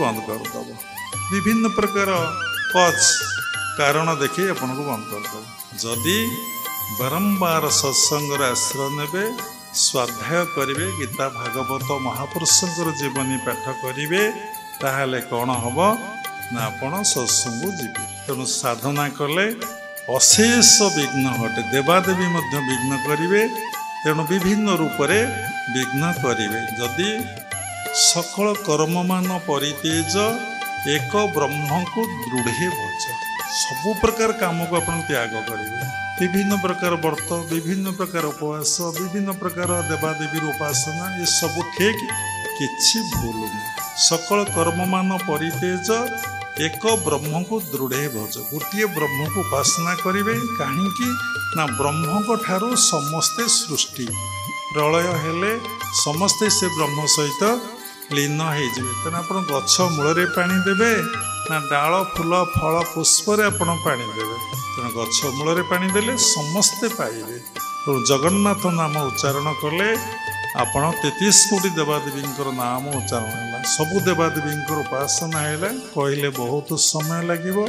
तेणु सकल कर्म सबु प्रकार को छाड़ी दीक्षा ग्रहण कले गुरु जहाँ आपन को कहले से साधना आपण कर एक ब्रह्म को दृढ़तार सहित भजन कर। भजन अर्थ नुहे खंजणी धरी खोल धरी हारमोनियम धरी भजन करवा।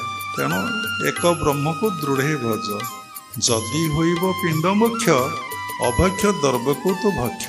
जदि होइब पिंड मुख्य जदि पिंड मुख्य हब मनर मुख्य हब मन सद्गति लाभ कर असद्गति लाभ करुच्च अभक्ष जाको खाई हुए ना ताको भक्षण करिया पड़ो। भागवत लिखा अच्छे कौन खाई पारती जे आप दुनिया रे अच्छी सबू तो आप खाऊ कुकुर खाऊ झिटिपिटी खाऊ असरपा खाऊ। अरे आपड़ तो खाइले आ तो किए खाऊँ ना विष्टा भी खाऊँ कौन असुविधा अच्छे। कुकुर विष्टा खाऊँ काऊ विष्टा खाऊँ गाई विष्टा खाऊँ मेढ़ा विष्टा खाऊँ मनीष भी विष्टा खाऊँ। हाँ कहले असुंदर हम समस्ते शुणुंट ना मनीष केमती विष्टा खाऊँ बुझेदेवी। तेणु अभक्ष जहाँ को कई भक्षण करती ना कौन से कथाटी होइथब सुना एंडुरी ना सुना एंडुरी किए खाइज। अभक्ष बोले श्वास प्रश्वास जो श्वास प्रश्वास चलुची ताको भक्षण कर लिखाई नहीं। छोटिया कथाटे कहीकि बंद करवा साधनार विघ्न विषय चलो सेमती माँ को मारिबू खोड़िकी हरिबू भाई बोऊ संगे पीरती करिबू तेबे जाइए भव सागरु तर माँ को मारिबू घरे बोऊ जे अच्छी साधना करें आग माँ को जी बाडेबे जहाँ गुरु कही मंत्र मूलम गुरु वाक्य माँ को मारे बोले माया को मारिबू सबू तो माया भगवान को छाड़देले सृष्टि जहाँ देखुं everything is maya everything is illusion. जी समय ईश्वर पाखे मन रहा आज्ञा आ सहस्रारे आपण से माया रू अतीत जदि मन रहा जदि आज्ञा सहस्रा श्वास प्रश्वास मन न रहा आपण माया रे अच्छे सबु समय माया क्या सात्विक माया क्या राजसिक माया क्या तामसिक माया सात्विक माया भजन करवा कीर्तन करवा पूजापाठ करवा सत्संग करवा ये सब सात्विक माया अष्टपहर करवा यज्ञ करवा आदरा भगवत प्राप्ति भगवत दर्शन हुए नहीं। आपड़ देखु भूतरे जहाँ देवे भूल कहले अग्नि रे जहाँ देवे ता पोड़िकी पाउंस हो अग्नि सब जिनस पाउंस करदेव जहाँ पका काठ पकातु घी पकातु तेल पकातु कदली पकातु फल पकातु चाउल पकातु डाली पकातु एवरीथिंग आपण भी पड़तु मला लोक पोड़ीदे पाउंस ठीक अच्छे आपणकर कर्मर फल अग्नि रे पोड़ी होने मले पुणी जन्म होती पुणी जन्म है पुणी आपण जो संस्कार नहीं आसते से संस्कार आप भोग मो प्रारब्ध था तू मलो तुम्हें पोड़ा हेल पुणी तुम प्रारब्ध कौटू आसला तुम संस्कार कौटू आसला आप डीपली भावुना ये संस्कार ये अग्नि रे यज्ञ के पोड़ी हुए तेल यज्ञ करवाटा कौन भूल ना किछिटा भौतिक जगतर उपकार मिल वायुमंडल शुद्ध हम पवित्र हम एमती अनेक कथा अच्छी आपण मैंने पढ़ले गुरु पाखे बसिले शुणे ये सब सात्विक माया अष्टपहर कर सामान्य जदि खाइबार टिके प्रोब्लेम हो कीर्तनिया मानकर से गंडगोल सृष्टि करदे जदि सीरियल टिके भूल हो छाड़ी पड़े से मैंने कौन करेंगे आउ कीर्तन करेंगे नहीं आउ खाइबे नहीं राग जे भीषण राग से मानकर से पड़े छाड़ू कहले बहुत समय। तेणु निर्गुण उपासना एक ब्रह्म को दृढ़ भज तेणु गोटे ब्रह्म आपण शरीर भितर कौटी अच्छा केमिति भजन करेंगे से ब्रह्म सहित आप केमती लीन हे ब्रह्म ठारू केमती अलग हेले से ब्रह्म सहित आप केमती युक्त हे से कथा तत्वगुरु ही आपन को कहे माँ को मारिबू माया को मारिबू खुड़ी की हरिबू खुड़ी जान कौन कर खुड़ी गले भगवान को पाइब खुड़ी बोले क्षुदा खाइबा को भूली जीवे मनीष ଖାଉଛି ତାର ଦେହବୋଧ ଥବାରୁ, ଯେ ଦେହବୋଧରୁ ଅତୀତ ହେଇଗଲା ସେ କେବେ ଖାଇବନି। ତାର ତ ଦେହ ନାହିଁ, ସେ ଖାଇବ କାହିଁକି? ତାହେଲେ ବଞ୍ଚିବ କେମିତି? ହ୍ୱାଇ? କେମିତି ବଞ୍ଚିବ? ନା ପରମ ରସ ଖାଇଯିବ ବିନା ଆହାରରେ ଥିବ ହଂସ। ପରମ ରସ ଖାଇ ଯିବ ବିନା ଆହାରରେ ଥିବ ହଂସ। ପରମ ରସ 3 ବିନ୍ଦା ଅମୃତ, 3 drops ଅମୃତ ଡେଲି ଆମର ସହସ୍ରାରୁ ନିଗ୍ରତ ହେଉଛି।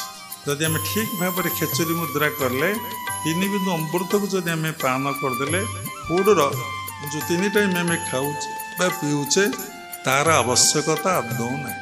ଝରୁଅଛି ସଦା ଅଭୟ ଅମୃତ, ପାନ କରତୁ ମଜ୍ଜାରେ।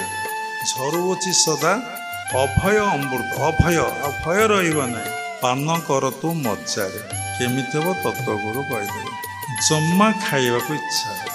ପରମ ରସ ଖାଇଯିବ ବିନା ଆହାରରେ ଥିବ ହଂସ।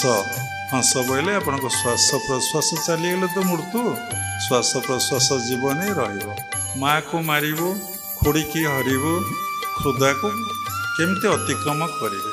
ଯେତେ ଉପରୁ ଉପରକୁ ଯିବେ ଆପଣ ଖାଦ୍ୟ ପ୍ରତି ଆସକ୍ତି କଟିଯିବ, ମଣିପୁର ଚକ୍ରକୁ ଆପଣ ଅତିକ୍ରମ କରିଯିବେ, ବାସ୍ ଆପଣ ଅନାହାତରେ ପହଞ୍ଚିବେ। ମାଆକୁ ମାରିବୁ, ଖୁଡ଼ିବୁ, ହରିବୁ, ଭାଇ ବୋଉ ସଙ୍ଗେ ପିରତି କରିବୁ। ବଡ଼ ଡେଞ୍ଜର କଥା। ଥାନାକୁ ଯିବ, କୋର୍ଟ କଚେରୀ କେସ୍କୁ ସାଉ, ଭାଇ ବୋଉ ସଙ୍ଗେ କ'ଣ କିଏ ପ୍ରୀତି କରିବ? ଭାଇ ବୋଉ ହେଲେ ଶ୍ୱାସ ଯେମିତି ଭାଇ ବୋଉ ଦେଖା ଦେଖି ହୁଅନ୍ତି ନାହିଁ। କେତେବେଳେ ଏକରେ ଘରେ ଇଏ ଜାଣୁନାହିଁ, ଏ ଘରେ ଅଛି ଇଏ ଜାଣୁନାହିଁ। କେତେବେଳେ ବାମପଡ଼ାରେ ଯାଉଛି ଡାହାଣ ପଡ଼ା ଜାଣୁନି, ଡାହାଣ ପଡ଼ାରେ ଯାଉଛି ବାମପଡ଼ା ବି ତାଙ୍କଠାରୁ ପ୍ରୀତି କରିବ ତ ମନକୁ ରଖିବ। ସେ ଯେମିତି ଯାଉଛି କେମିତି ଆସୁଛି ସେଇଠି ମନକୁ ରଖିବ। ଭାଇ ବୋଉ ସଙ୍ଗେ ପିରତି କରିବୁ, ତେବେ ଯାଇ ଭବସାଗରୁ ତରିବୁ। ଏ କାମ ସବୁ ଆପଣମାନେ କରୁଛନ୍ତି, ଭବସାଗରୁ କେମିତି ତରିବେ? Is it possible? ନୋ। ଏହା କେବେ ସମ୍ଭବପର ନୁହେଁ, ଏହା କେବେ ହେଇପାରିବନି। ତେଣୁ ଭଗବାନଙ୍କୁ ଆମ ଜୀବନର ଅନୁଭବ ମୁଁ କହୁଛି ଶେଷରେ, କେବେ ବହି ପଢ଼ିକି ପାଇହେବନି, କେବେ ସତ୍ସଙ୍ଗ ଶୁଣିକି ପାଇହେବନି, ତୀର୍ଥ କରି କେବେ ଭଗବାନଙ୍କୁ ପାଇହେବନି। ଇଦଂ ତୀର୍ଥ ମିଦଂ ତୀର୍ଥ ଭ୍ରମନ୍ତି ତମସା ଜନା, ଆତ୍ମତୀର୍ଥ ନ ଜାଣନ୍ତି କଥକୁ ମୁଖ୍ୟ ବରାନ। ଶିବ ପାର୍ବତୀ କହୁଛନ୍ତି ଏ ତୀର୍ଥରୁ ସେ ତୀର୍ଥକୁ ତାମସିକ ଲୋକମାନେ ଯାଆନ୍ତି, ରାଜସିକ ଲୋକମାନେ ଯାଆନ୍ତି, ସାତ୍ତ୍ୱିକ ଲୋକ ଯାଆନ୍ତି ନାହିଁ। ସର୍ବଶ୍ରେଷ୍ଠ ତୀର୍ଥ ହେଉଛି ଭଗବାନଙ୍କର ଚରଣାର ବିନ୍ଦ ବା ସହସ୍ରା। ସକଳ ତୀର୍ଥ ତୋ ଚରଣେ, ବଦ୍ରିକା ଯିବି ମୁଁ କି କାରଣେ। ଛାଡ଼ନ୍ତୁ, ବହୁତ ଏକ୍ଜାମ୍ପଲ୍ ଅଛି, ସମୟ ନାହିଁ। ତେଣୁ ଭଗବାନଙ୍କୁ ପାଇବାର ସହଜ ସରଳ ସୂକ୍ଷ୍ମ ମାର୍ଗଟିଏ ହେଲା ତୁମେ ତାଙ୍କୁ ଭଲ ପାଅ। ମନରେ ପ୍ରଶ୍ନ ଉଠିବ, କେମିତି ଭଲ ପାଇବି? କେମିତି ମୁଁ ଭଲ ପାଇବି? ଆପଣ ପୁଅକୁ ଭଲ ପାଉଛନ୍ତି, ଝିଅକୁ ଭଲ ପାଉଛନ୍ତି, ସ୍ୱାମୀକି ଭଲ ପାଉଛନ୍ତି, ନିଜର ଆତ୍ମୀୟ ସ୍ୱଜନକୁ ଭଲ ପାଉଛନ୍ତି। କାହିଁକି? ନା ତାଙ୍କର ଉପକାର ଅଛି। ପୁଅଠାରେ କିଛି ଉପକାର ଅଛି, ସ୍ୱାମୀଠାରେ କିଛି ଉପକାର ଅଛି, ଝିଅଠାରେ କିଛି ଉପକାର ଅଛି, କି ବନ୍ଧୁବାନ୍ଧବଠାରେ ଯାହାଠାରେ ଯେତିକି ଉପକାର ସେତିକି ଭଲ ପାଇବାଟା ଯିବ। ଯାହା ପାଖରେ ସମ୍ପୂର୍ଣ୍ଣ ଉପକାର ଅଛି ତା ପାଖକୁ ମନ ପୁରା ପଳେଇବ। ତେଣୁ ଭଗବାନଙ୍କ ବିଷୟରେ ଆପଣ ଜ୍ଞାନ ଲାଭ କରିବେ ସତ୍ସଙ୍ଗ ମାଧ୍ୟମରେ, ସାଧୁଙ୍କ ମାଧ୍ୟମରେ। ଏ ଜୀବ ସାଧୁ ସଙ୍ଗ ବିନୁ, ଲଭି ନପାରେ ମୋର ତନୁ, ଦୈତ୍ୟ ଦାନବ ଖଗ ମୃଗ, ସାଧୁ ସଙ୍ଗତେ ମୁଖ୍ୟ। ଦୈତ୍ୟ ଦାନବ ଖଗ ମୃଗ ଇଏ ଯଦି ସାଧୁ ସଙ୍ଗ କରିବେ ମୁଖ୍ୟ ଯୁଗ ହେଇଯିବ। ଯେସା ସଙ୍ଗ ତେସା ରଙ୍ଗ। ଯେମିତି ସତର୍କ ସହକାରେ ରୁହନ୍ତୁ। ରଙ୍ଗ ଫ୍ୟାକ୍ଟ୍ରିରେ କାମ କଲେ ଆପଣଙ୍କ ନିଶ୍ଚିନ୍ତ ଦେହରେ ରଙ୍ଗ ଲାଗିବ। ଯେତେ ସତର୍କ ସହକାରେ ରୁହନ୍ତୁ। ଅଗ୍ନି ପାଖରେ ବସିଲେ ଆପଣ ଦେହ ଉଷୁମ ରହିବ। ଯେତେ ଗଙ୍ଗା କୂଳରେ ବସିଲେ ଦେହ ଥଣ୍ଡା ଲାଗିବ। ଯଦି ଆପଣ ବାରମ୍ବାର ସତ୍ସଙ୍ଗର ଆଶ୍ରୟ ନେବେ, ସାଧୁସଙ୍ଗର ଆଶ୍ରୟ ନେବେ, ଆପଣ ମନରେ ଭଗବାନଙ୍କ ପ୍ରତି ପ୍ରୀତି ଭାବଟା ଜାଗ୍ରତ ହେବ। ଭଗବାନଙ୍କର ଉପକାରିତା ବିଷୟରେ ଜାଣିବେ। ଭଗବାନଙ୍କର ଉପକାରିତା ଆର ସତ୍ସଙ୍ଗରେ କହିବା। ତେଣୁ ମନରେ ଭଗବାନଙ୍କ ବିଷୟରେ ଜାଣିଯିବେ, ସିଏ ହିଁ ମୋର ସବୁକିଛି। ଯେଉଁ ପୁଅକୁ ଭଲ ପାଉଛି ପୁଅ ଭିତରେ ସିଏ, ଯେଉଁ ଝିଅକୁ ଭଲ ପାଉଛି ଝିଅ ଭିତରେ ସିଏ, ଯେଉଁ ସ୍ୱାମୀକୁ ଭଲ ପାଉଛି ତା ଭିତରେ ସିଏ, ଏବଂ ଯେଉଁ ମୋ ଶାଶୁକୁ ଭଲ ପାଉଛି ତା ଭିତରେ ସିଏ, ଯେଉଁ ଗୁରୁକୁ ଭଲ, ଗୁରୁ କଥା ଉଠି ନାହିଁ ଏଠି, ଯେଉଁ ଯାହାକୁ ମୁଁ ଭଲ ପାଉଛି ସବୁ ଭିତରେ ସେ। ଯେତେବେଳେ ଆପଣ ଜାଣିଯିବେ ଏ ଜ୍ଞାନ ଆସିଯିବ, ଆପଣ ଭଗବାନଙ୍କ ପ୍ରତି କ'ଣ ହେବ ନା ଭଲ ପାଇବାଟା ଆସିବ। ଯେତେବେଳେ ଭଗବାନ ପାଖରେ ଭଲ ପାଇବା ଆସିବ, ଭଗବାନ ସର୍ବଶକ୍ତିମାନ ବୋଲି ଯେତେବେଳେ ଜାଣିବେ, ସେଥିଲାଗି ଭଗବାନ ଗୋଟିଏ ପଦରେ ଅର୍ଜୁନକୁ ବୁଝେଇ ଦେଇଥାନ୍ତେ। କାହିଁକି 18ଟା ଅଧ୍ୟାୟ କହିଲେ, 700 ଶ୍ଲୋକ କହିଲେ, ଅର୍ଜୁନଙ୍କର ମନ ମାନିଲା ନା। ଶେଷରେ 18 ଅଧ୍ୟାୟର 66 ଶ୍ଲୋକରେ ତାର ମନ ମାନିଲା ଏବଂ ଶରଣ ପଶିଲା। ଅହଂ ତ୍ୱଂ ସର୍ବ ପାପେଭ୍ୟ ମୋକ୍ଷୟିଷ୍ୟାମି ମା ଶୁଚ। ସବୁ ପାପ ତପରୁ ତତେ ଉଦ୍ଧାର କରି ମୋକ୍ଷ କରିଦେବି। ଯେତେବେଳେ ଜାଣିବେ ବାବାଙ୍କ ପାଖରେ ଧନ ଅଛି, ବାବାଙ୍କ ପାଖରେ ସିଦ୍ଧି ବିଭୂତି ଅଛି, ଆପଣଙ୍କ ବାବାଙ୍କୁ ଛାଡ଼ିକି ଆଉ ଯିବେ? ଯେପର୍ଯ୍ୟନ୍ତ ନ ଜାଣିଛନ୍ତି ଭକ୍ତି ଆସିବନି, ପ୍ରୀତି ଆସିବନି, ଶ୍ରଦ୍ଧା ଆସିବନି, କିଛି ଆସିବ। ତେଣୁ ଭଗବାନଙ୍କୁ ଭଲ ପାଆନ୍ତୁ। ଜାଣିଲେ ଭଗବାନଙ୍କୁ ଭଲ ପାଇବାଟା ଆରମ୍ଭ ହେବ। ସେ ସର୍ବଶକ୍ତିମାନ, ସୃଷ୍ଟି ଜଣେ କର୍ତ୍ତା, ଆଉ କେହି କର୍ତ୍ତା ନାହାନ୍ତି। ଅନୁଭବ କରିବେ, କରାଉଥାଏ ମୁହିଁ ମୋ ବିନୁ ଅନ୍ୟ ଗତି ନାହିଁ। ସବୁ ସେ କରୁଛନ୍ତି। ଯେମିତି ବେଲାଳସେନ ଦେଖିଲା ମହାଭାରତ ଯୁଦ୍ଧରେ, ସମସ୍ତେ କହିଲେ, ଭୀମ କହିଲେ ମୁଁ ଏତେ ମାରିଛି, ଅର୍ଜୁନ କହିଲା ମୁଁ ଏତେ ମାରିଛି, ଦୁଶାସନ କହିଲା ମୁଁ ଏତେ ମାରିଛି। ସମସ୍ତେ କହିଲେ ଏକଥା ପଚରାଯାଉ, ଯିଏ ଶୂନ୍ୟରେ ଅଛି, କେବଳ ମୁଣ୍ଡଟାଏ ଅଛି, ଦେହଟେ ନାହିଁ, ସିଏ ହିଁ କହିବ। ଆରେ ତମମାନଙ୍କ ଦେହ ମୁଣ୍ଡ ଲାଗିକି ଅଛି, ତୁମେ ଶତ୍ରୁ କେମିତି ଜାଣିବ? ତମ ଦେହରୁ ଯଦି ମୁଣ୍ଡଟାକୁ ଅଲଗା କରିଦିଆଯିବ, ତମର ଦେହବୋଧ ଜ୍ଞାନ ରହିବ ନାହିଁ, ତୁମେ ଜାଣିବ। ତେଣୁ ଦେହରୁ ମୁଣ୍ଡକୁ କେମିତି ଅଲଗା କରିବ, ସେ କେଉଁ ଗୁରୁ କହୁଛି କହନ୍ତୁ, ପଚାରନ୍ତୁ ଆପଣମାନେ। ମୋ ଦେହରୁ ମୋ ମୁଣ୍ଡଟାକୁ କେମିତି ଅଲଗା? ଆରେ ଦେହରୁ ମୁଣ୍ଡ ଅଲଗା ତ ମରିଯିବ। କିନ୍ତୁ ତାର କୌଶଳ ଅଛି। ଯେତେବେଳେ ଦେହରୁ ମୁଣ୍ଡଟା ଅଲଗା, ବେଲାଳସେନ ଯେମିତି ଦେଖିଲା ଗୋଟିଏ ଚକ୍ର ଆସୁଛି ଯାଉଛି, ସବୁ କାମ କରିଛି। କ୍ରିୟା ଯୋଗରେ ସିକ୍ରେଟ ଟେକ୍ନିକ୍ ବାବାଜୀ ମହାରାଜ ଦେଇଛନ୍ତି। ଯିଏ ଉପଯୁକ୍ତ ହେବ ସେ ଜାଣିବ ମୁଁ ଦେହରୁ ମୋ ମୁଣ୍ଡଟାକୁ କେମିତି ଅଲଗା କରିବି, ମାନେ ଦେହରୁ ମୁଣ୍ଡଟାକୁ ଅଲଗା କରିବି। ପୁଣି ଶୂନ୍ୟରେ ରହିଲା ନା ଖମ୍ବ ଉପରେ। ତେଣୁ ଆପଣ ଦେହରୁ ମୁଣ୍ଡ ଅଲଗା ହେଲେ ଆପଣ ସେ ଗୋଟେ ଖମ୍ବ ଉପରେ ବସିବେ, ଦେଖିବେ ଗୋଟିଏ ଶକ୍ତି କରି କରାଉଥାଏ ମୁହିଁ ମୋ ବିନୁ ଅନ୍ୟ ଗତି ନାହିଁ। ଭଗବାନ ସର୍ବଶକ୍ତିମାନ, ବାଞ୍ଛା କଳ୍ପତରୁ, ପରମ ଦୟାଳୁ। ଏ ଶବ୍ଦ ସବୁ ଭୁଲ ଲଗେଇବା, ଖାଲି ବୁଝିବା ପାଇଁ ଲଗା ହେଉଛି। ତେଣୁ ଭକ୍ତାଧୀନ, ଭକ୍ତର ଭକତ ଜନେ ବସ ମୁଇଁ, ତାର ରକ୍ଷଣେ ମୋର ଦେଇ। ଭକତ ଜନର ବସରେ ମୁଁ ବସି ଭୂତ ହୋଇଥାଏ, ତାର ରକ୍ଷଣେ ମୋର ଦେଇ। ତମ ଦେହକୁ ତୁମେ କ'ଣ ରକ୍ଷା କରିପାରେ? ଏଇ ମୁହୂର୍ତ୍ତେ ତୁମର ହାର୍ଟ ଆଟାକ୍ ହେଇଯିବ, ଏଇ ମୁହୂର୍ତ୍ତେ ତୁମର କ୍ୟାନ୍ସର ହେଇଯିବ, ଏଇ ମୁହୂର୍ତ୍ତେ ତୁମର ଆକ୍ସିଡେଣ୍ଟ ହେଇଯିବ। ତେଣୁ ମୋର ଭକତ ମୋର ମିତ। ଭଗବାନ କହୁଛନ୍ତି ଯେ ଭକ୍ତ ସେ ମୋର ମିତ। ସେକରେ ଜଗତ ପବିତ୍ର। ବାବାଜୀ ମାନେ କ'ଣ କରୁଛନ୍ତି? ଭଗବାନ କହୁଛନ୍ତି ମୋର ଭକତ ମୋର ମିତ, ସେକରେ ଜଗତ ପବିତ୍ର। କାହାକୁ ପବିତ୍ର କରିବ? ସମସ୍ତ ମନକୁ ସେ ପବିତ୍ର କରି, ତାର ପଦରଜ ଯୋଉଠି ପଡ଼ିଯିବ ଭୌତିକ ଜଗତ ସେ ବି ପବିତ୍ର ହେଇଯିବ। ଲୋକମାନେ କହନ୍ତି ନାଇଁ, ବାବା ଟିକେ ଆମ ଘରେ ପାଦ ପକାଇବେ, ଆପଣ ପଦରଜ ଟିକେ ପଡ଼ିଯାଉ। ଯେ ପ୍ରକୃତ ଭକ୍ତି ମାର୍ଗ ଲୋକ ସେ ଗୋଡ଼ ଧୋଇ ଦିଅନ୍ତି ଏବଂ ସେ ପାଣିକୁ ସେମାନେ ପାଆନ୍ତି। ମାନେ ମୋର ଭକତ ମୋର ମିତ, ସେ କରେ ଜଗତ ପବିତ୍ର। ଭୌତିକ ଜଗତରେ ପବିତ୍ର କରିବେ, ଆଧ୍ୟାତ୍ମିକ ଜଗତରେ ପବିତ୍ର କରିବେ ମନକୁ। ଭଗବାନ ପୁଣି କ'ଣ କହିଛନ୍ତି ନା, ଭକତ ମୋ ପିତାମାତା, ଭକତ ମୋ ବନ୍ଧୁ, ଭକତ ନିମନ୍ତେ ତୋର ନାମ କୃପା ସିନ୍ଧୁ। ଭକତ ମୋ ପିତାମାତା, ଭଗବାନ କହୁଛି ମୋର ପିତାମାତା ହେଉଛି ମୋର କିଏ? ମୋ ଭକ୍ତ।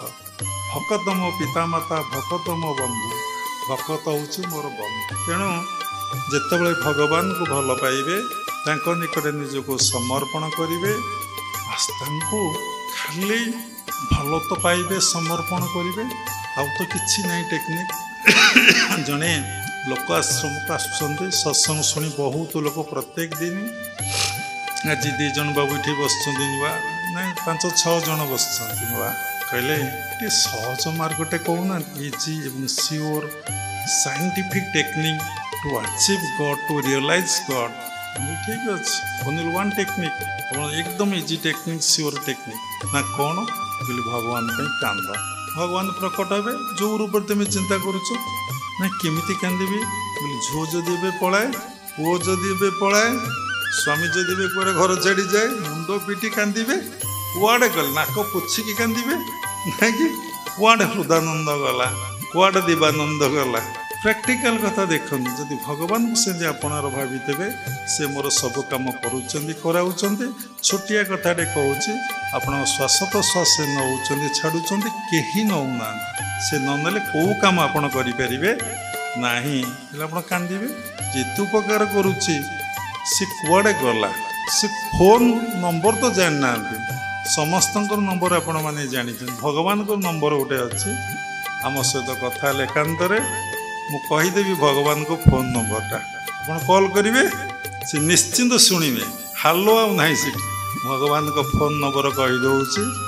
समस्ते शुणु 0 शून्य तेणु शून्य माइला माने ईश्वर कहे कथा हे आप सहित देखो प्रैक्टिकल करूँ शून्य कॉलेज रे पाठ पढ़िया को आसी गोटे 2टा दिन तो पाठ पढ़ाई न तो आप छुआ आउ कौन पाठ पढ़ी तेणु भगवान को भल पातु आ सब भगवान पाखे निजको समर्पण कर दिं भल पातु कहले वन टेक्निक सबु समय जदि आप भगवान को भल पाइबाटा कौन गुरु बुझेदेवे से भगवान को जदि भल पाइले आ कौन सी चिंता करेंगे नहीं गोटे चिंता करेंगे the mind will become only one thought कौन सेटा मु भल पाइबी मु भल पाइबी love love love love is the principle thing Meera कहे से बिना प्रेम से न मिले नंदलाल तेणु भल पान सबू से आपन को देवे आपन जहाँ दरकार तो गुरुदेव इंग्लिश रे कहते meditation will give you everything तेणु ध्यान हीना अशुभी समान हरि विमुख प्राणी जेते से थांती पशु संगते शेष समस्ते भगवान को भल पातु भगवान प्रति श्रद्धा रखु भगवान प्रति विश्वास रखु भगवान को भल पातु निकट निजको समर्पण कर दिंतु आ विशेष किसी कहवा नहीं शेष क्रियायोग परंपरार समस्त गुरु मान को मु प्रणाम करुच्ची विश्वर प्रत्येक संप्रदायर गुरु मान को मु प्रणाम करुच्ची उपस्थित भगवत स्वरूपगण सबरी भितर जगन्नाथ उपलब्धि करी मु प्रणाम करुच्ची सर्वे भवन्तु सुखिन सर्वे सन्तु निरामया सर्वे भद्राणि पश्यन्तु मां कश्चित् दुःख भाग् भवेत् हरि ओम तस्सत्।